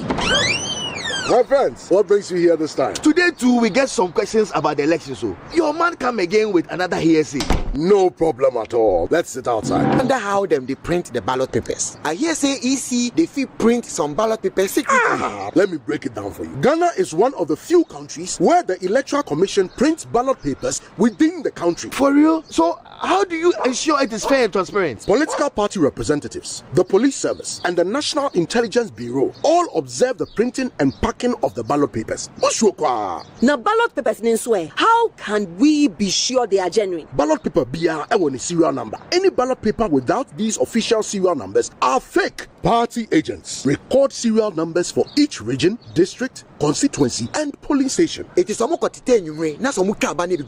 do we know? In fact, there is 24-hour observation. From printing to armory to polling station, everything is closely monitored. At each station, we account for every ballot. I mean, total ballots, issued ballots, unused ballots, and even spoiled ballots. There is no room. Extra one baby. This one be serious work. But that is how we ensure that the election is as transparent as pure water. Now we know the truth. Therefore, when the ballot papers are packaged, every political party has their seal on it. Look, the process is monitored all the way. It is Frenchim. Everybody make Iredo. Nobody they sleep at all. From Green to Kankan, 24/7. The EC they work. 2024 elections. No libilibi, no labalaba. It be Frenchim. It be clean. No kululu. Oman Ghana wasum jepa memfa jan to move. Kiss everywhere. 8K. Hey, wait. You can put it on his tab. This is my man. Good luck. Bill Radio, we have star 712. It's much more phone. I'm on dialing the magic numbers. Star 712. Now welcome to the luckiest. And now with me at the ticket. You can buy for yourself or your loved one. Mommy, tell mommy who's here. You're buying for me, right? Or who else? Oh. Let me choose buy tickets for others. Love you, boo-boo. So, maybe straight to option 4. Now, you need to buy tickets worth 50 Ghana to qualify. Yes, you can buy random or preferred tickets. I'm choosing random ticket. Listen, if you buy the random ticket, the system chooses a random number for you. But if you buy the preferred, you get to input your own preferred 5 digits. 5. Now follow the prompts and confirm. Now the luckiest. The luckiest is regulated by the NLA on the Caritas platform, not for persons below 18 years. T&Cs apply. Meet Kwame. He's not just any Kwame. He's Kwame the TV license legend. Kwame knows that by paying his TV license, he's supporting GBC, our public service broadcaster, and he's making a real difference. Kwame's contribution helps bring our communities closer together. Because of Kwame and others like him, we will all have access to amazing TV programs, educational content, plus broadcasting infrastructures are maintained and our culture is beautifully promoted. So GBC is asking all to respond to this civic obligation and pay your TV license fee. For individuals, it's 3 CDs per month or 36 CDs per year. If you have multiple sets, meaning 2 or more in your household, it's 60 CDs per year. For commercial institutions, it's your number of TV sets by 36 CDs per year, and you pay the invoiced amount directly to GBC. So let's all take a moment to appreciate Kwame, the TV license legend. Wherever you are, just dial star 447 star 333 hash and follow the prompt. It's your civic duty, so pay your TV license today. GBC, the authentic and trusted voice of Ghana.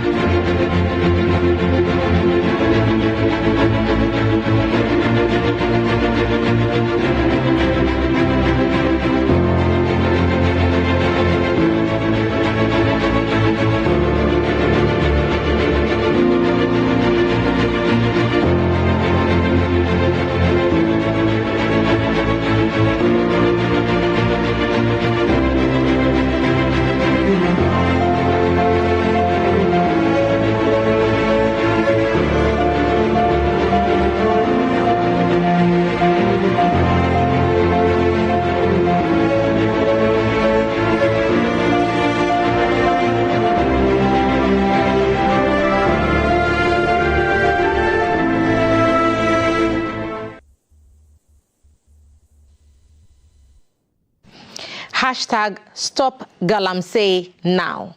Welcome back to GTV Breakfast. We are going to look at another health concern and we'll seek to give you more information so you can make better choices. And this time it's to do with the deadly preventable disease that can be passed on to you from your cats, your dogs, bats, monkeys, and other animals through bites. And that can give you the condition called rabies, which is caused by a virus.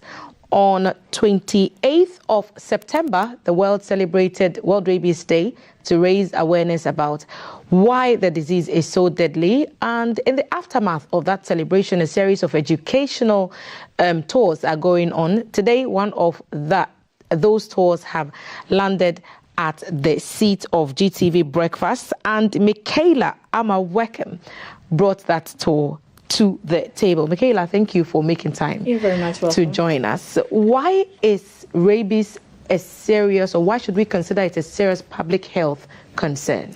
So rabies has been a neglected tropical disease. However, now rabies is one of the priority zoonotic diseases, and it's a global pandemic, I should say. However, it's also highly preventable. It's a viral zoonotic disease. So what does that mean? Zoonosis means it can be transferred from animals to humans.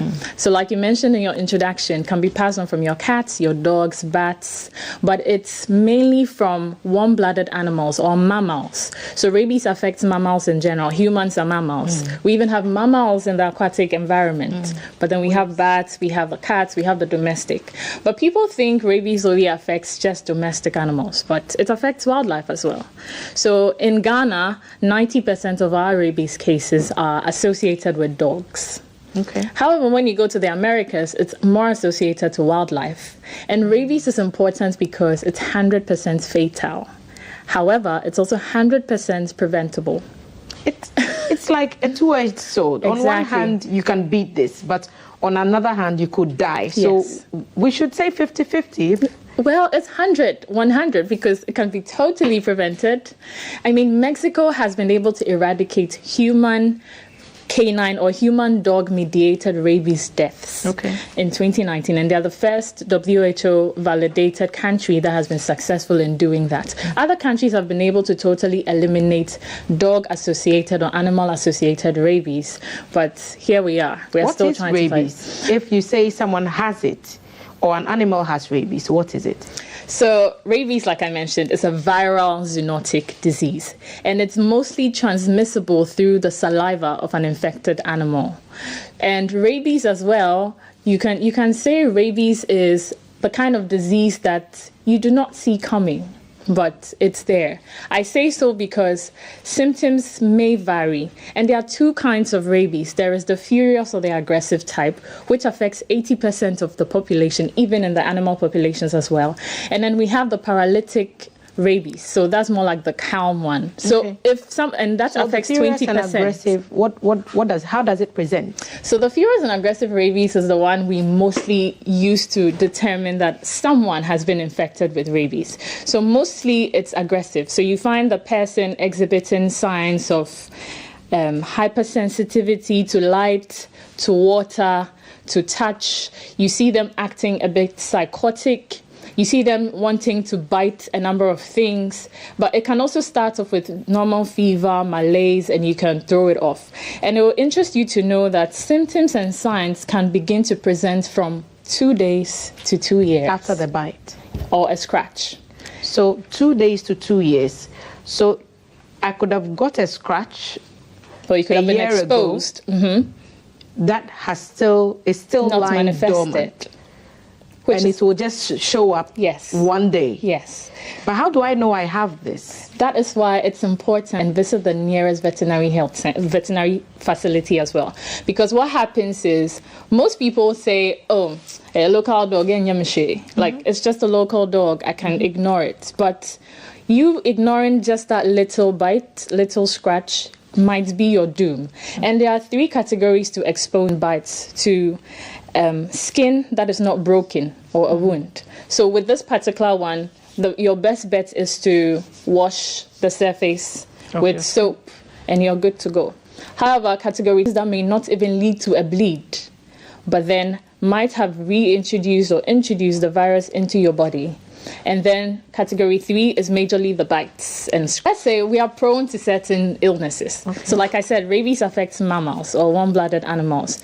And it affects both animals in the wild and domestic animals. So it can be from anywhere. However, there are some conditions that are to transmitting rabies to humans. So you're more likely to get infected by a stray animal than you are if you're just playing with Gamora at home, and we all have pets, and some people are very, very attached to their pets. But it sounds like even playing with that pet could be a risk. So one thing we do in our awareness and our campaigns is to encourage responsible pet ownership, because even as a human, when you give birth to your child is exposed, or your child is likely to come down with the killer diseases. So you vaccinate your child against it, and then within the year we all visit health outlets very prone to diseases. So as a responsible pet owner, it is your mandate to ensure that you annually vaccinate your domestic animals. It's an annual thing. We say annual because you might not know where the animal might get rabies from. So although you have a domestic animal, you've forgotten that maybe you live in an area where there are. So we encourage animal vaccinations. However, if you also find a stray on the street and you want to take that stray in, the first point of call is to take that stray to a vet. Have it vaccinated. How do you catch the stray in the first? I mean, a lot of people come by stray animals. I mean, my first pet was a cat, and it was because I discovered there was a kitten hiding under my staircase, and I just decided to care for it. Him. Exactly. Okay. So it happens. Okay. It's highly likely to happen. Yeah. So I mentioned that rabies takes two forms, which is the 80% aggressive or the 20% paralytic. So mostly the tendencies we see is the aggressive type. So you realize an animal acting. And another thing that is an indication is hypersalivation. So you notice an animal exactly hyperly salivating and it's aggressive. It's an indication that this animal might have rabies. Even with the humans, and if you watch a human die of rabies, is the saddest thing ever. You will not wish it on your worst enemy. I don't want to see that video. Exactly. They can literally choke and gag on their own saliva just because that's what rabies does. And there's no cure. So once signs and symptoms begin to show, it's highly unfortunate, but most likely the humans are bound to die. However, again, the good news is 100% preventable. That is why if you are bitten, if you are scratched by an animal, visit the nearest hospital. However, first aid would be to approximately 15 minutes. And if you have, or if you do not have, if you have iodine, mostly povidone iodine is the commonest you'd get. If you have povidone iodine, you put it on the wound site or the abrasion site or the scratch site. You report this incident to the veterinary. So why I'm saying these two places is because we need to have a One Health approach. Because people present to the hospitals with rabies or with dog bites or scratch. Is there a veterinary office in the hospitals that you can actually go to report No, these? there is not a veterinary office in the hospitals. However, we also lay this mandate on the human health workers as well to encourage victims to also visit the veterinary facility, because for the humans, I mean, when you go to the human health center, they're only concerned about caring for humans. Yes. But for us, it's a two-way street. We care for animals for humanity. So when you report to the veterinary, what we do is we do contact tracing. We need to know what kind of animal did that. Is that animal vaccinated? How many people has this animal bitten? That will be tough if the animal contact tracing. That's what we do on the streets. Exactly. So in campaigns like this, and we are wrapping up, what's the key message that you want people to take from this conversation? If you notice any animal acting weird in your area, please make sure you report it to the veterinary facility. Also, if you are bitten or scratched by an animal, wash the wound sites with soap and running water and visit the nearest veterinary and health facility, human health facility. Another thing is we are encouraging responsible pet ownership. If you're a dog breeder, you have a dog breeders association, you're in a neighborhood, you know that your neighbors have dogs, encourage them to vaccinate it annually. And then we also want to send a call out to different agencies from 2030, and it's highly possible if we work together. Vaccination? Yes, vaccination.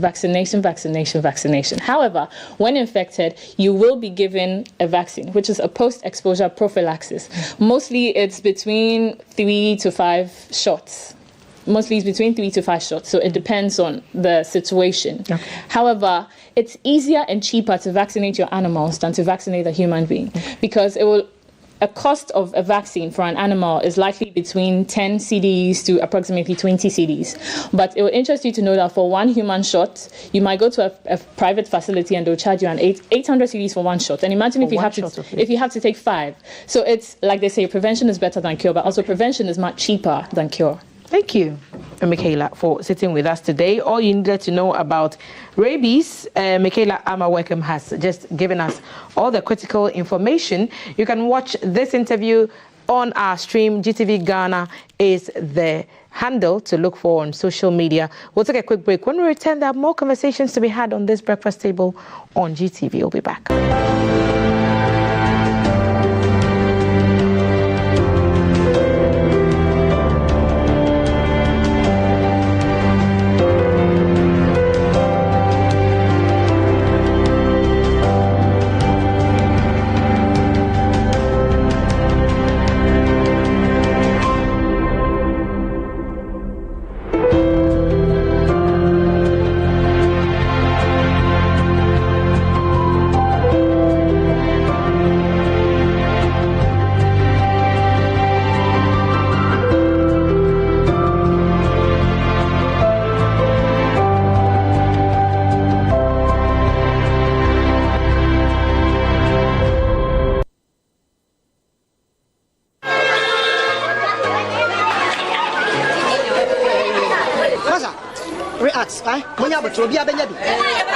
Hey, bra, me say, care plus I'm a better to and one I'm fear for you so. And I'm fancy more be any fear. Me banaka care plus in here.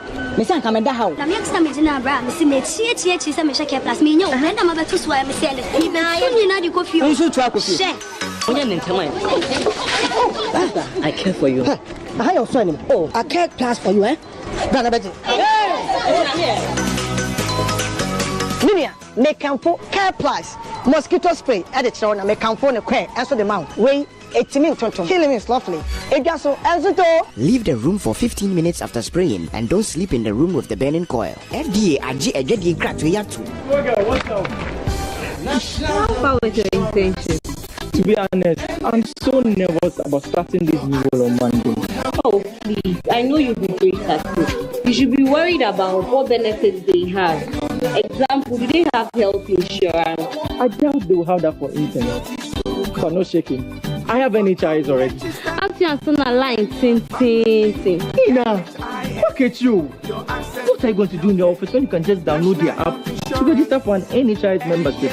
Yes, my people. You heard right. You can now download and register your membership on my NHIS app. No long queues or tedious paperwork.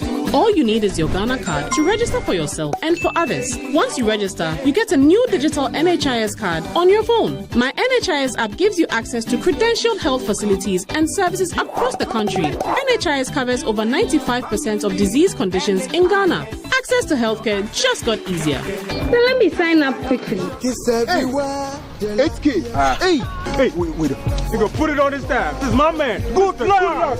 We'll ready. We have star 712. It's much more phone. I'm on dialing the magic numbers. Star 712. Now welcome to the luckiest.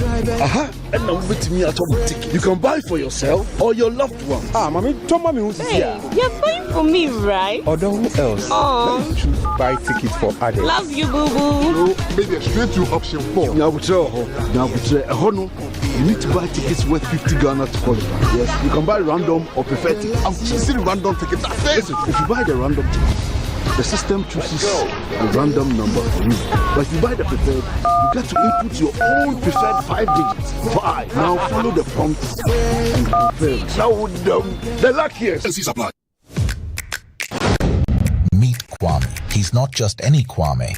He's Kwame the TV license legend. Kwame knows that by paying his TV license, he's supporting GBC, our public service broadcaster, and he's making a real difference. Kwame's contribution helps bring our communities closer together. Because of Kwame and others like him, we will all have access to amazing TV programs, educational content, plus broadcasting infrastructures are maintained and our culture is beautifully promoted. So GBC is asking all to respond to this civic obligation and pay your TV license fee. For individuals, meaning 2 or more in your household, it's 60 cedis per year. For commercial institutions, it's your number of TV sets by 36 cedis per year, and you pay the invoiced amount directly to GBC. So let's all take a moment to appreciate Kwame, the TV license legend. Wherever you are, just dial star 447 star 333 hash and follow the prompt. It's your civic duty, so pay your TV license today. GBC, the authentic and trusted voice of government. I am tired of watching Ghanaians import everything in this country. I don't know whether we all have the same brains like where we are importing from. We just roam. This is a banana economy. The people we have at the helm today are a binary level 1 thinking group of people. 85 to 90% of this nation, including myself, the everyday person, struggles through life without any provision from government. We trust that, the primary resource of the nation are the people we have. We are not learning anything better here. The power square, label this tree, give a tree, the back of a tree, a leaf, the stem. It doesn't produce mobile phone. My Turn, showing weekdays at 3 p.m. on GTV. Playback on GBC News at 8 p.m. Starting Thursday, 17th October 2024.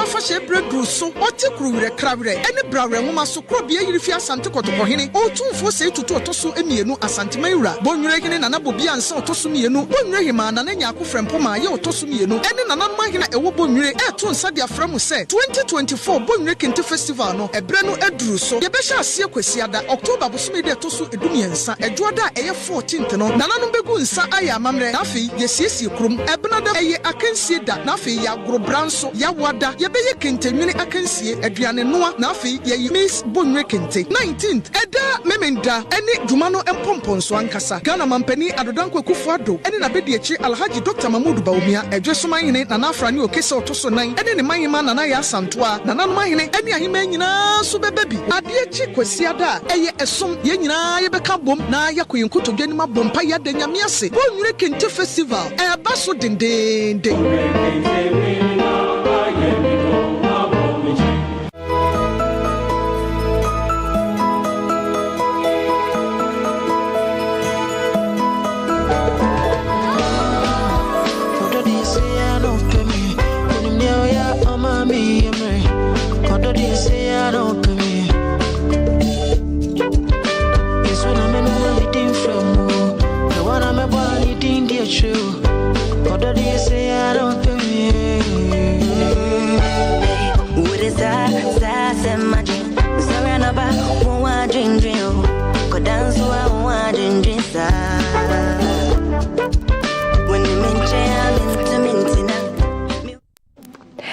Amazing, beautiful music, and it's a lovely Wednesday. We hope we've kept you good company throughout the day when we started the show at 5:55. Welcome back. This is GTV Breakfast.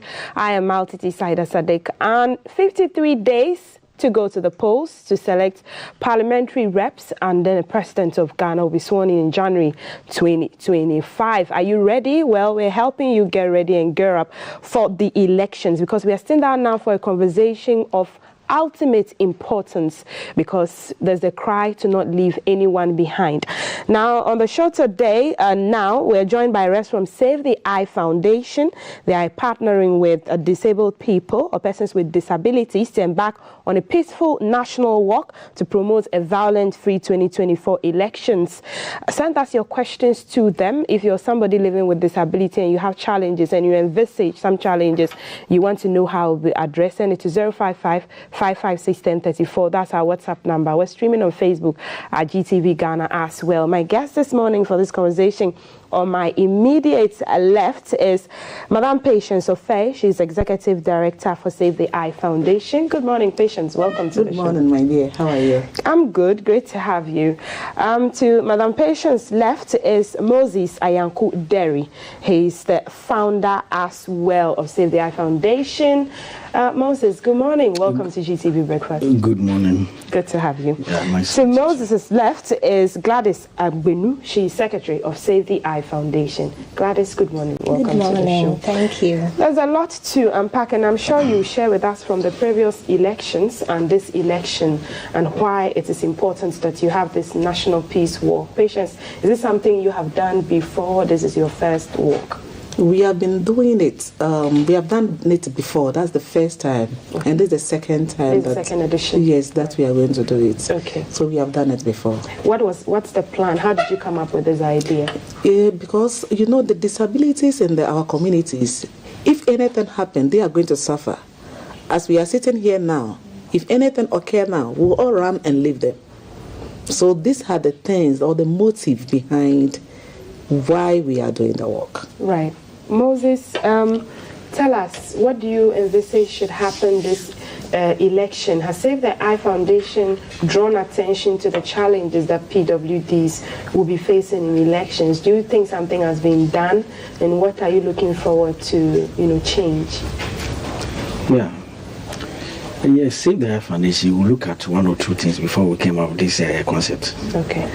Yeah, we realize that this year election, the value of tension in it is not conducive. And most often than not, whenever there's chaos in every society, it is the disability person who suffers. For instance, let's say somebody who is taking care of you and such a thing happen, people flee away from you.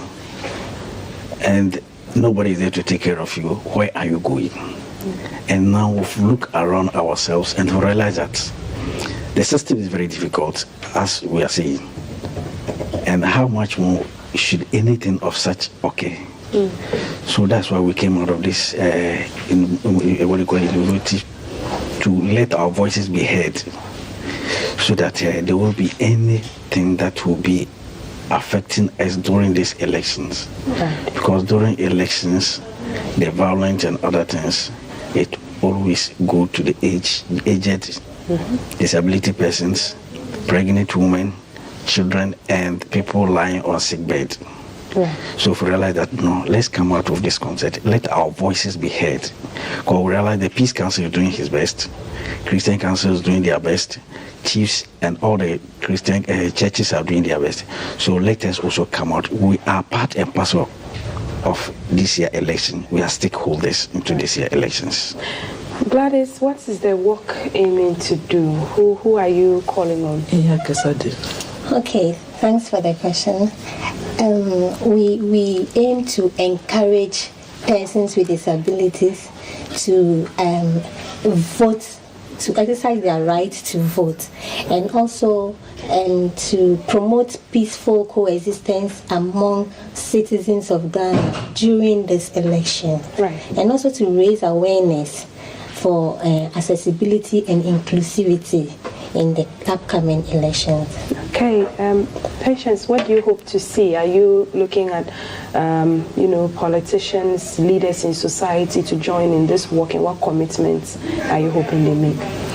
We have done a lot, because we have sent a lot of letters across, Ghana, because we have sent to a lot of companies, politicians, majority of the politicians, and Christian Council, Peace Council, then even the Chief Imam of Ghana. We have sent to all of them, and we are hoping they will come and join us for this work. Okay. For we to feel that they are part of us. Right. Because without them, we cannot live. So we are pleading, as our letters are with them, we are pleading once again, they should show their faces and let us be happy. Because without them, our people will not be happy. Okay. Moses, let me come to you. Tell us, what are some of the challenges you have had your colleagues face, or you yourself face, when you are trying to exercise your franchise? Yes, it's true. Whenever I go to the police stations and there is this noise pushing up and down, stress and other things, at times it doesn't make us feel happy to even go to the police station to exercise our rights. Right. So by doing so, we have to remain in the houses. And secondly, whenever you are there and there is any problem, you are going to be a victim, because everybody will run and leave you. And you be alone there, and should there be any, shooting and other things, right. But eventually we find ourselves wanting. So this is why we are saying they should give us peaceful election, and then across all the police stations there should be security alert, and prevention is key. So you can't trust to go with somebody, a caretaker or somebody to help you, because you feel that in the heat of the moment the person may abandon you and run away. Of course, even assuming we are sitting here, in case of anything, I believe strongly all of you will leave until you ask, hey, I've left Moses and Gladys here. You see? So that's why we are saying one peaceful election, violent, free election. So that's what we are appealing. Are you in talks with security agencies so that, in case it should happen, we don't wish for that to happen, but there's a scuffle or arguments that result in fists being thrown here and there, you are protected? Yeah, that is why we are trusting our security men, that the Ghana police, who are in charge of internal issues, that we are appealing to them. This year election, they should be updoing. And then all stakeholders, we should talk to our followers. Right. That election is not violent. Election is for peace. One goal. So we should go to the police stations and do exactly what we are going there for, but not to go and do the wrong thing. We shouldn't let people buy our conscience with violence. We should protect our conscience with peace. We shouldn't let anybody influence you. And even if you are influenced, remember, turn your back, ask yourself, you are coming to vote. Your grandfather is at the house, your grandmom is at the house, your brother, your friend, the disability person is around. If you misbehave there, and somebody to misbehave at your back, what will be the end result? Do you stand to lose, or do you stand to be happy with what you yourself you've caused? So we should be very, very, very careful with this year election, because the tension in this year election, because this year election is full of different dimensions. Because sitting vice president staging to continue, former president is staging coming back, a political member of the ruling government is also seeking the mandate of people to become the president. So we are appealing to all the stakeholders, especially the followers, that we should be very specific. We shouldn't misbehave. We should go there and vote and come back peacefully, so that by the end, Ghana will be a victory. Definitely. Gladys, what would give you confidence when you go to a polling station that it is safe to go out, go and vote and go back home? What would you see that will make you comfortable? When the place is very accessible, because normally the EC uses school buildings and other stuff, and they use the corridors of the school building, which is very high. You need to climb stairs before. So somebody in a wheelchair, somebody with crutches cannot access that place. And sometimes too, when there is a queue, even if you cannot access, you end up being carried. And we persons with disabilities don't like that at all. We are not babies. So they should make the place accessible for us. And also when there is a queue, we are urging UC, the long queues. It's a long queue. We are urging UC to let the education go down, that when a person with disability comes to vote, the person is not supposed to join a queue. It's because the citizens don't understand that. So when you get there, even though the police know that and they will allow you to go and vote, they don't understand. Then they will be murmuring, they will be talking, and that alone can cause something. Right. So the education must go down. Let them know the rights of persons with disabilities when it comes to voting. So when all these things are put in place and persons with disabilities get there, you'll be confident. Do they normally have officers that if you have issues, they can address it without making you feel discriminated or that you're worrying anybody? It's the police. Okay. Yeah. It's the police that handle these issues. So to add to what she just said, normally our buildings are not favoring our people. The buildings that we do don't favor them. Even some of the offices doesn't have the way for them, to those who are using the wheelchair, that they can get access to them. And it's very, very bad. And they are lost, because I remember the former president, John Agyekum Kufuor, saying that he didn't envisage himself to be in a wheelchair when he was passing these laws. But still, it's not working. It's not working. Implementation. When you go, at times when you go to some places, and the way they will react to them is very bad. Because I have legs, I can walk, but what about them? They have to get access to wherever they are going and feel like they are part of us. But because of these things are not there, normally when we are going to a place, some of them have to withdraw back, and they will feel bad. Maybe the person have something good to share to us, but because of this inconvenience, the person will not come. Wow, so it's still leaving them behind. Yes. Accessibility to be able to be part of stakeholder engagements and national development issues.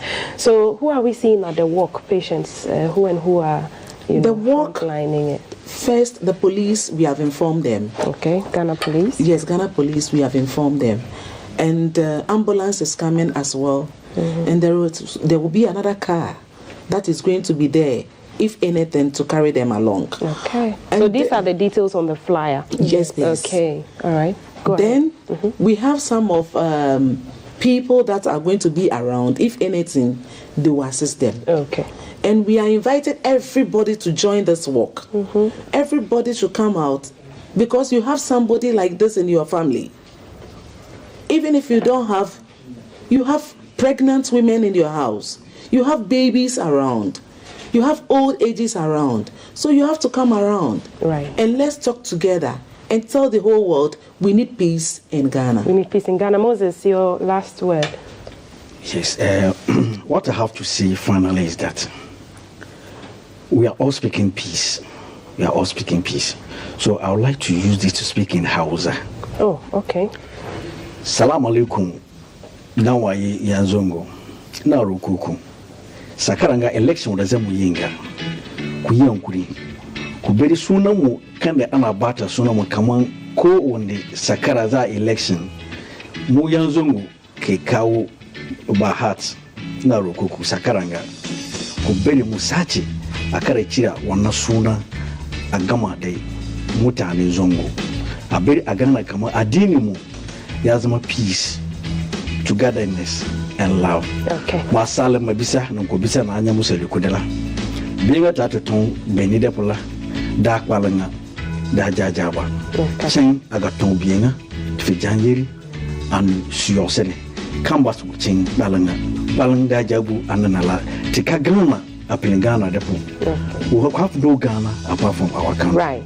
Unfortunately, I don't speak Hausa or the other language I would have translated. I'm sure you are re-echoing what you said in the beginning. Yeah. Gladys, your final. Okay, I want to say thank you to GTV for the platform, and would like to urge every Ghanaian to pay and try and pay their TV license fee so that we can get platforms like this as persons with disabilities to make our voices be heard. Thank you. Thank you. So the work is happening on the 30th of this month. 30th of this month. And yes, thank you, Gladys, for the TV license code there. So 30th of this month, pay your TV license, but come join the Save the Eye Foundation as they embark on that national peace walk for violent-free elections. They've told you their challenges. But that's it for this conversation. I am Alti Tisaidas. I think the small GTV breakfast. My costume is by No Rush Collection. Don't go anywhere.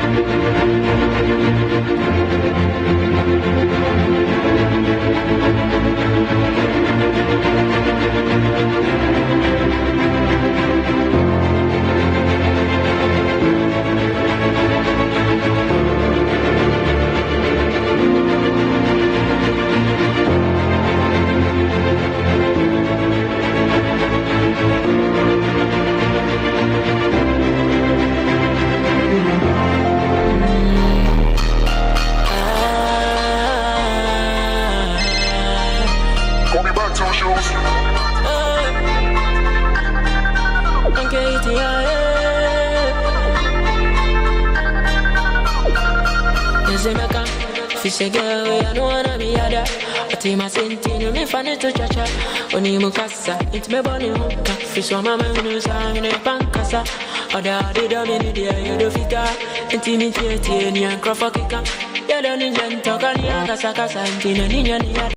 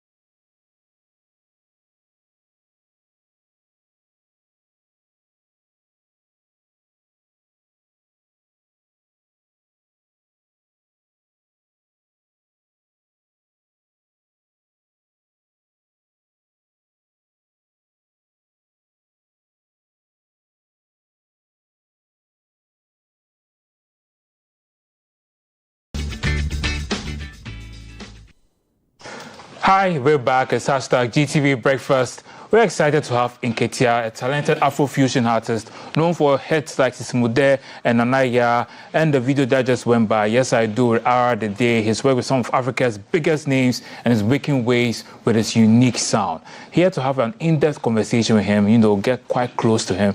And yesterday we did something quite out of the ordinary. We actually took a trip to Dansoman and went to have some live session performance with him. And boy, oh boy, was I blown away. Ladies and gentlemen, the ever-talented Mr. Nketia, welcome. Thank you. How are you doing this morning? I'm doing great. How about you? Oh, Charlie, I can't complain. Well, I can, but I won't complain.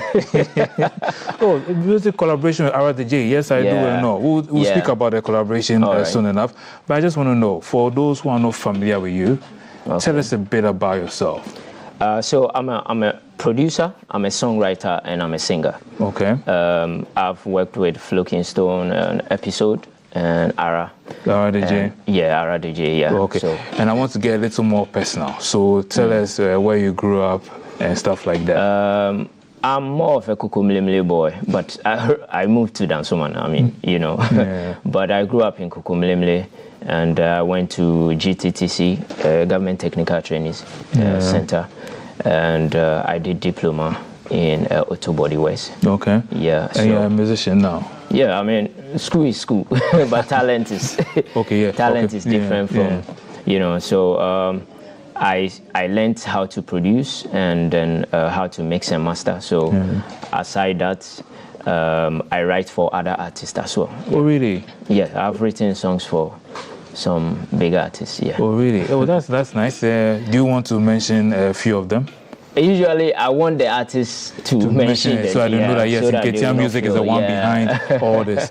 So you've been in the industry for a while, because when I go on Spotify, for instance, and I check out your discography, you see like you've been there. One of your very first one was there like 2014. Yeah. So you've been in this game for a minute. Yeah. Can you tell us about your musical journey thus far, how you are to the present moment? Yeah, so I was writing for others and producing for other artists, but 2014 is when I decided to release my first single, which is Superhero, and then I came with Obiabayoa, and then the rest, continue, because I have like over 40 songs on Spotify and Apple Music here. So I've been doing a lot for others, but I decided to bring myself out. Was there any special reason why you decided to break away from that mode? It's like, I'm writing for others, but hey, I can also do this myself, so let me do it. I've always done that, but I've always done performing live, like performing in live band. But I decided to release songs because when I'm sitting back and others are doing, I'm like, I'm better than this. This is something I do. So why am I not doing it? So I should get involved. Yeah. So that means you write a lot of music. Yes, I do. So it's like, what's the creative process for you like? What kind of space do you have to be in? Does it really depend on the space, or maybe the mood will just hit you and then you get some inspiration and just start writing? How does it work for you? Okay, I would say two ways. One is hearing the beat, and then things start flowing in my head and I start penning them down. Okay. And the other one is I decide to, especially when an artist hits me up and says, hey, I want you to write me a song about this. Then I put myself in that mood. Either I create it or on the keyboard and make beat for it and start writing to it. So I keep thinking and writing, And then there's one that maybe I'm in a studio or I go to my friend's studio and he's playing a beat and then I'm doing some melodies. I'm like, I like this beat. Then I take the beat, go home and then write it. So it varies. It varies. I've heard some weird stories. Sometimes some people sit there in the washroom and stuff like that. Wait, so you play the keyboard as well, because I got that from when you were speaking. Do you play the keyboard? Yes. You can't be a producer without knowing how to play the keyboard. I wouldn't know about that. Wait, so are there any other musical instruments that you play? No, just the keyboard. Just the keyboard. Yeah. So typically, how long does it take you to create stuff like that? It depends in the mood I'm in. I can I can just be there for a month that I've not written anything because maybe I'm not in the right state in my mind to create something. So I relax. I don't push myself. So but when it starts flowing, I just do it. Any time I wake up and something comes into my head, maybe I use my phone or go into the studio and just start doing something. Oh, okay. Do you always imagine the impact your music is going to have on people? I've never imagined that, but what I've always felt is I have this talent and people need to hear it. Okay, so it's more about the passion, not how it's going to impact people. But at the end of the day, it does, and people it comes back to you that this thing that you are doing is really touching people. You understand? And then I'm like, okay. Yeah, let me do more, So what are some of the themes you explore in your music? Let's say the themes, like, let's say, it depends on what I want to, write about. And also maybe when an artist also give me a specific topic to write about, and then I go into my head and think about something. Because I remember one of your EPs, for instance, I'm trying to the Mr. Lover. Mr. Lover. It was like a story. There were 5 on the EP. So the Mr. Lover EP. Oh, you finish your question. I see where you're going, but I want you to finish it. So basically just the themes within that EP, for instance, how you got the idea to tell a story for each track, because I know it goes from one to the other and it's like it follows in that manner. Tell us about it. So the whole EP is a story on its own. Mr. Lover EP is, the first song is Meko. Meko is 2 lovers who are in a relationship and it's not working anymore and they want to go their separate ways. So the female is singing her part and then the male is also singing his part. And they separate, and then the next song is Mr. Lover, which is the guy becomes a player. Okay, so whilst he was playing, along the way he found someone and he said he would sing for her. So Sing For You is the next song. And then whilst, singing for her, then Yes I Do, he's going to get married to. And the last song is Boko, which is honeymoon. Like, it's more... It's like because after the chase and everything, it's like you just relax. Hey, when musicians sing about love and stuff like that, I'm tempted to ask, how is your love life? Do you draw any lessons from that to inspire you to write songs like that? Of course. I mean, we've all, been in that type of I don't know what situation. you mean by we. What situation? What situation are you referring to?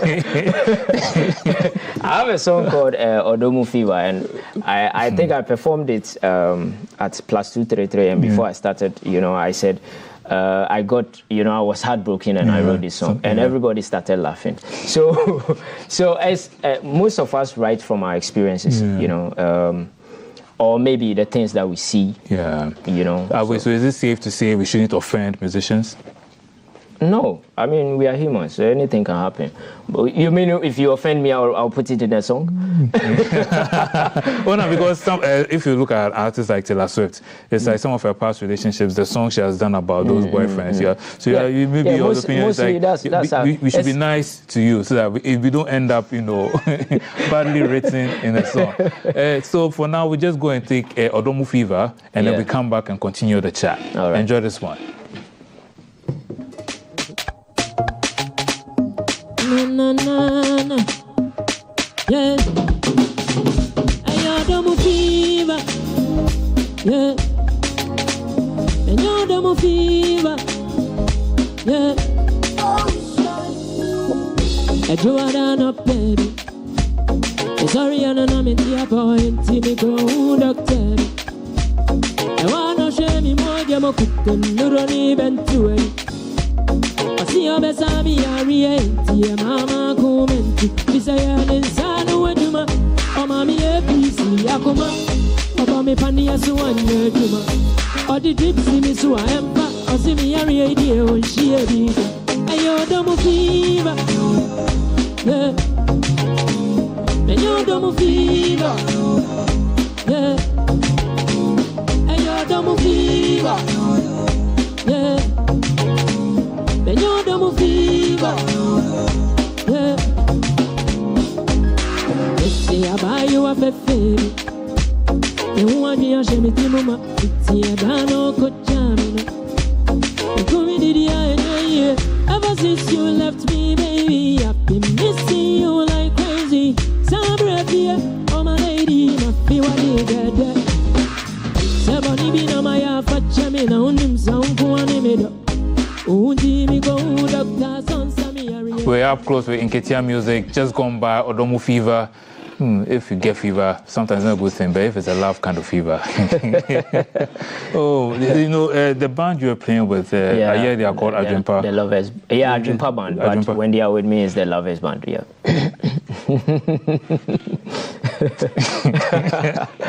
Why?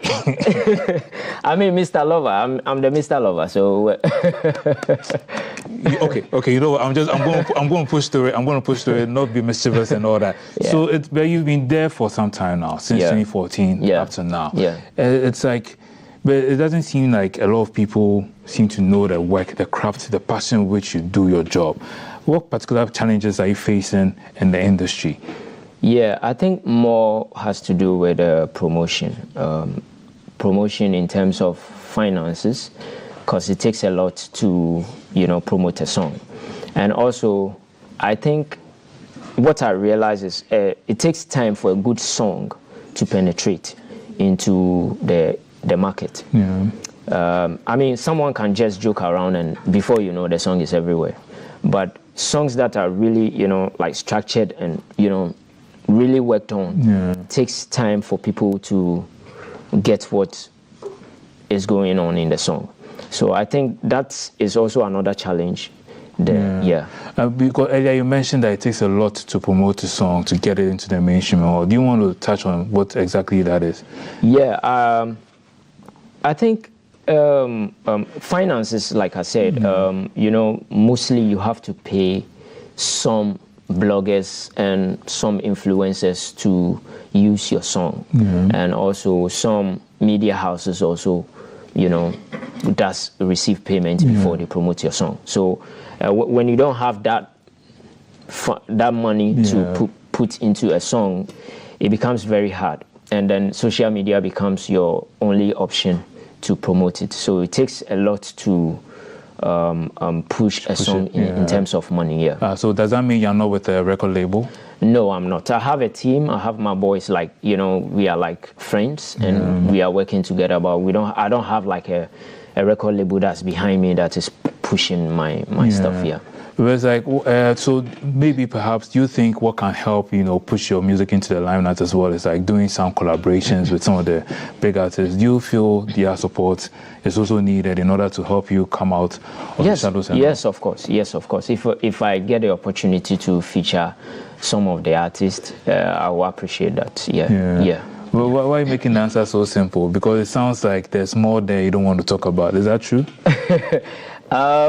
I mean, I'm working with some of them, but when you want to feature them, because, they pay me for working with them. So if I also want them on my song, I have to also, that kind of financial backing and all that. So, and not all of them will charge me, but some of them have expectations on how you are going to promote the song that he's going to do with you. Okay. Or your budget and who is shooting the video because of the standard they are, the level they are. So they need a particular standard to promote themselves. So if you don't meet that demand, then it's very hard to be on your song. So if cost wasn't an issue and you had everything going and then it's like you had to do this collaboration, who are some of your dream collaborators you look forward to working with?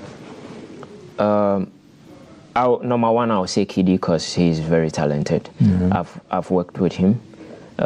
He's really talented. And then Sarkodie, my style and his style will really work. Black Sheriff. Shatta or Stonebwoy. You mentioned the top arts. Have you tried, like, perhaps your team reaching out to them to see if it can happen? We've not tried all of them yet. But we are still trying. So maybe they might respond. Because I was watching the live performance, I realized how good your voice is, and I hope you do as well. I realized that this is a voice that should be everywhere. People should be listening to and stuff like that. I do a bit of theater on the side, so I understand the thrill of a live performance. So, and looking at you performing, I realized there's this energy. So do you want to tell us about that, how it feels like performing live? It feels good. I mean, you can do whatever you want on a song if it's live, but when you're playing the CD or like the beat from behind, it's just straightforward where you can't twist or put in anything else. My song Sing For You, when I was performing, I added the sexual healing from Marvin Gaye. You can play around. You can play around with a live band than playing the normal. So it feels really good playing live band. It's how do you call it? So between a live performance and then you being in the studio recording, which one do you prefer? Difference? Which one do you prefer? It takes a lot in the studio. Because you would have to take it like multiple times to get exactly what you want. But live performance is just once, so I think the live is more nicer. Because this one, you in studio you really need to do a lot of things to get what you want. But live is just feeling, you're just flowing. So, but you've built quite a reputation on your live performances. How have you been able to achieve that? I've been doing that multiple times, having more rehearsals, and also when I travel outside, I play mostly live outside, maybe with a guitarist or a keyboardist. And there's this assertion, or should I say a myth, I don't know if it's true or not, I'm not being mischievous, I'm just saying that Ghanaian musicians are not able to perform live. Do you want to debunk that myth right now, or you also want to go into it and say it's true? No, I don't think they can't.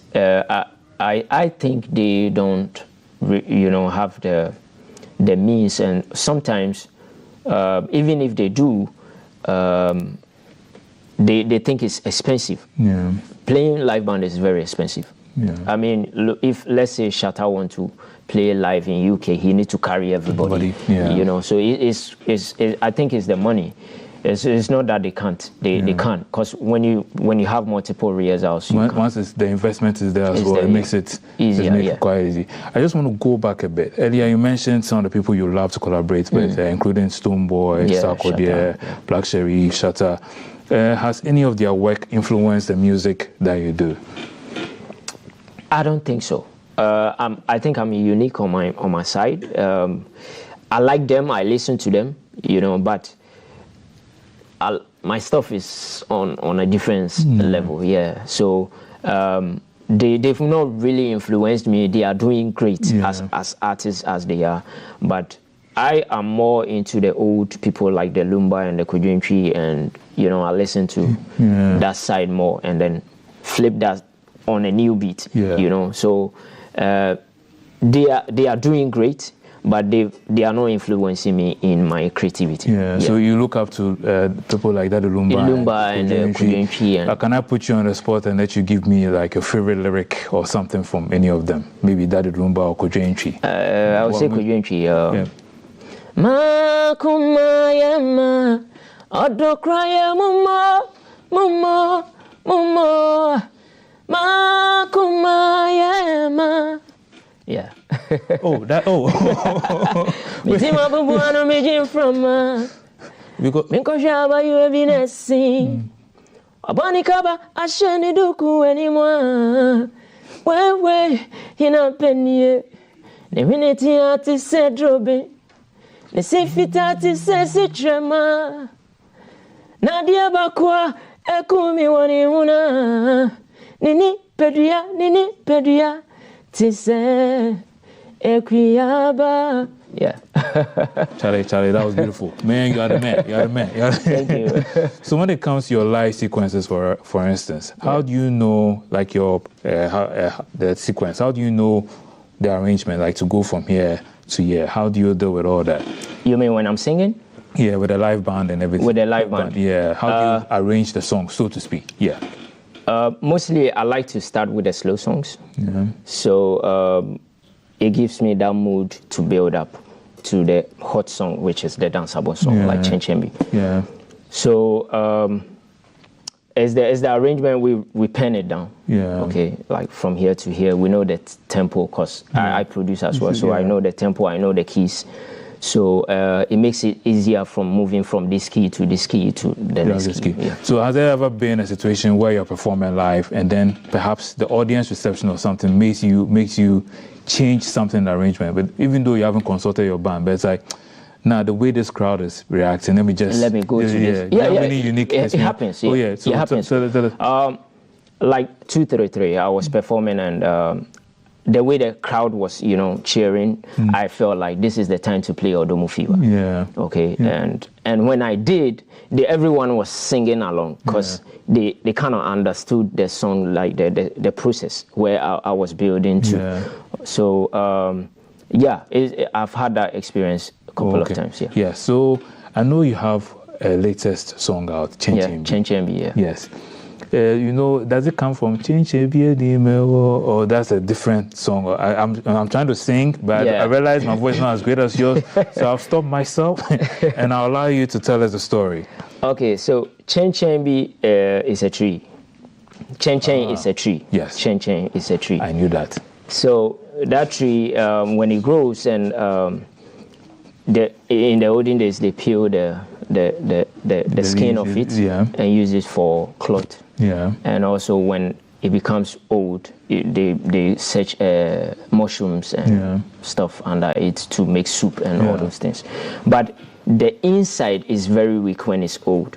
So once maybe you go near to the tree trying to get something, it can fall on you during rainy season.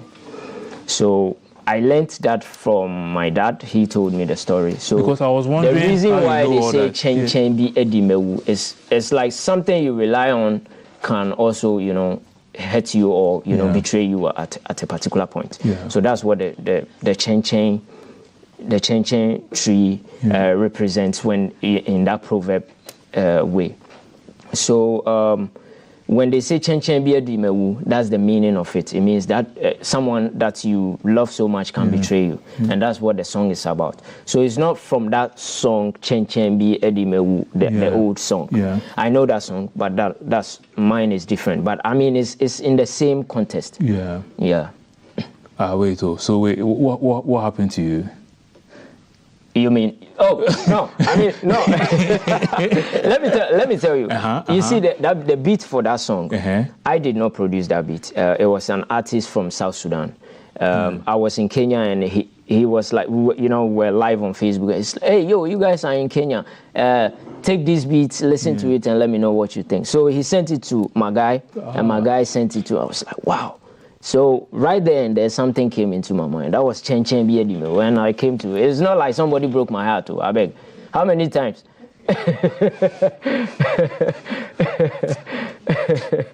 Tell us about the South Sudan connection, because I realize music has given you the opportunity to travel abroad as well. How's the experience been like, especially performing for crowds over there as well? It's been amazing. I did a song called Welcome to South Sudan. And I had the opportunity to perform at the President's concert, which is Together for Peace, me and P Square.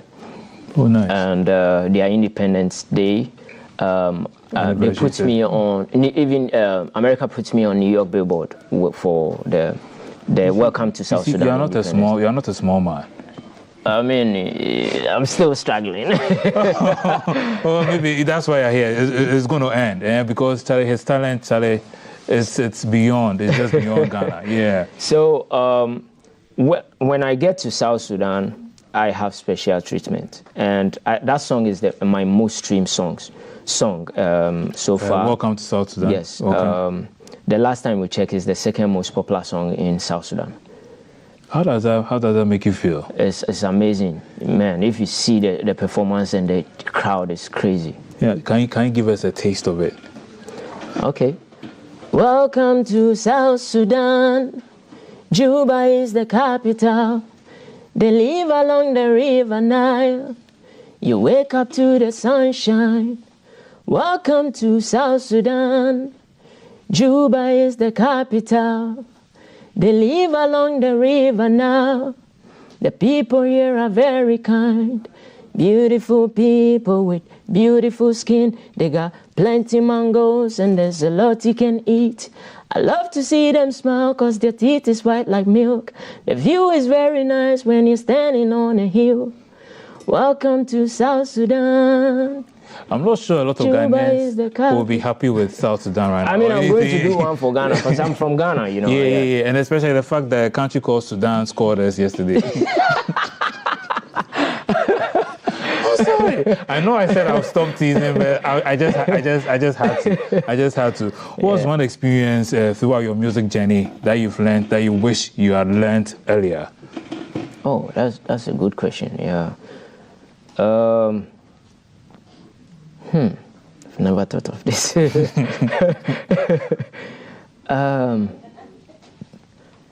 I think it's more. It has to do with being.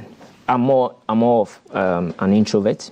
Yeah. Okay, so I wish I could flow like I flow today. Because before, when I'm approaching people, I'm more reserved. But now with time, I'm able to, So I wish I did that earlier. It would have, helped me a lot. Yeah. So have you been able to come out of the show? What are some of the things you do? No, dear.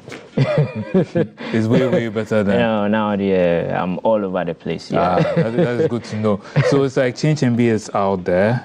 Does that mean we should be expecting an album or an EP or something like that very soon? What are you currently working on? Oh, right now I'm promoting Change MB. Okay. But I have tons of songs. I don't know the amount of songs I have. If I don't know. So if I have to release an EP, I will. But for now, it's just the Change MB that I'm promoting, and I'm looking forward to to release more songs. Yeah, I realized that before, and also give more songs to other artists. Yeah. I'm looking at the time now. Time is fast spent. We'll be taking some live performance very soon. And just before we came into the studio, there was a conversation Thelma had about rabies. Yeah. And Michaela was in the studio. He made me promise not to ask him this question back. So I'm going to frame it in a way that that yes, this is what I'm doing to you. It is me who is doing it to you.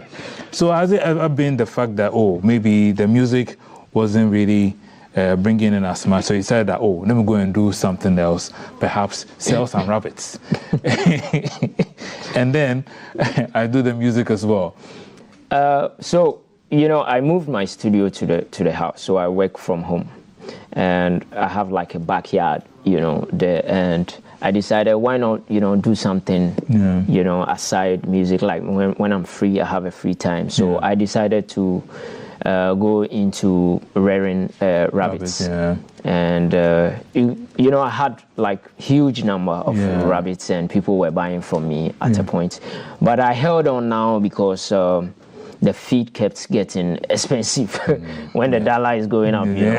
So, and also, I think the challenge was also when I'm out of the country, I don't really have someone who comes out, but they don't really take care of them for me well. So, So moving forward, is there anything else that's on your mind you'd like to speak about before we leave the studio?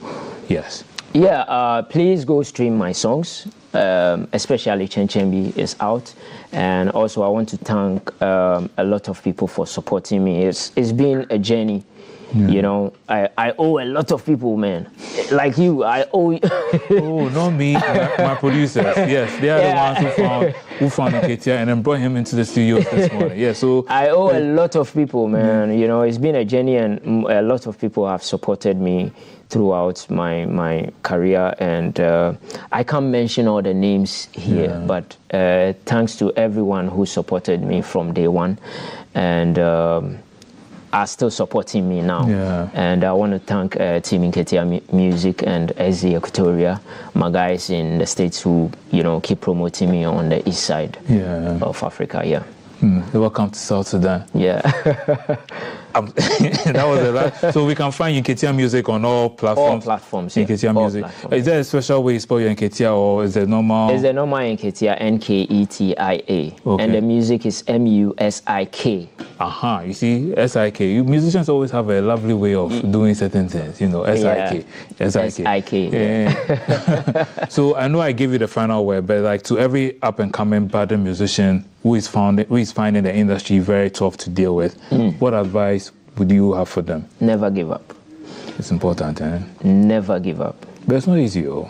I know, but never give up. You might think people are not listening to you. You might think people are not noticing you, but they are really, they really do.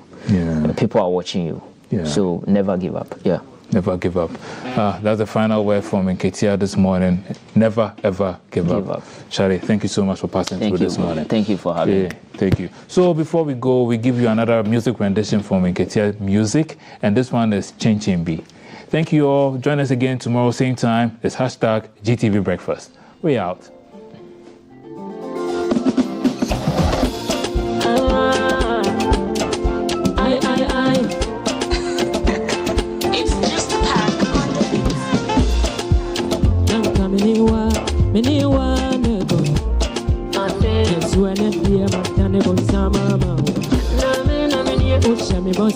Mechino bienio intimide makomo mama enso chancha biani bewo dibewo adewo ni awoni ade makoma kote chacha de wa mami sasi fom ade wa mami abodam chancha biani anyone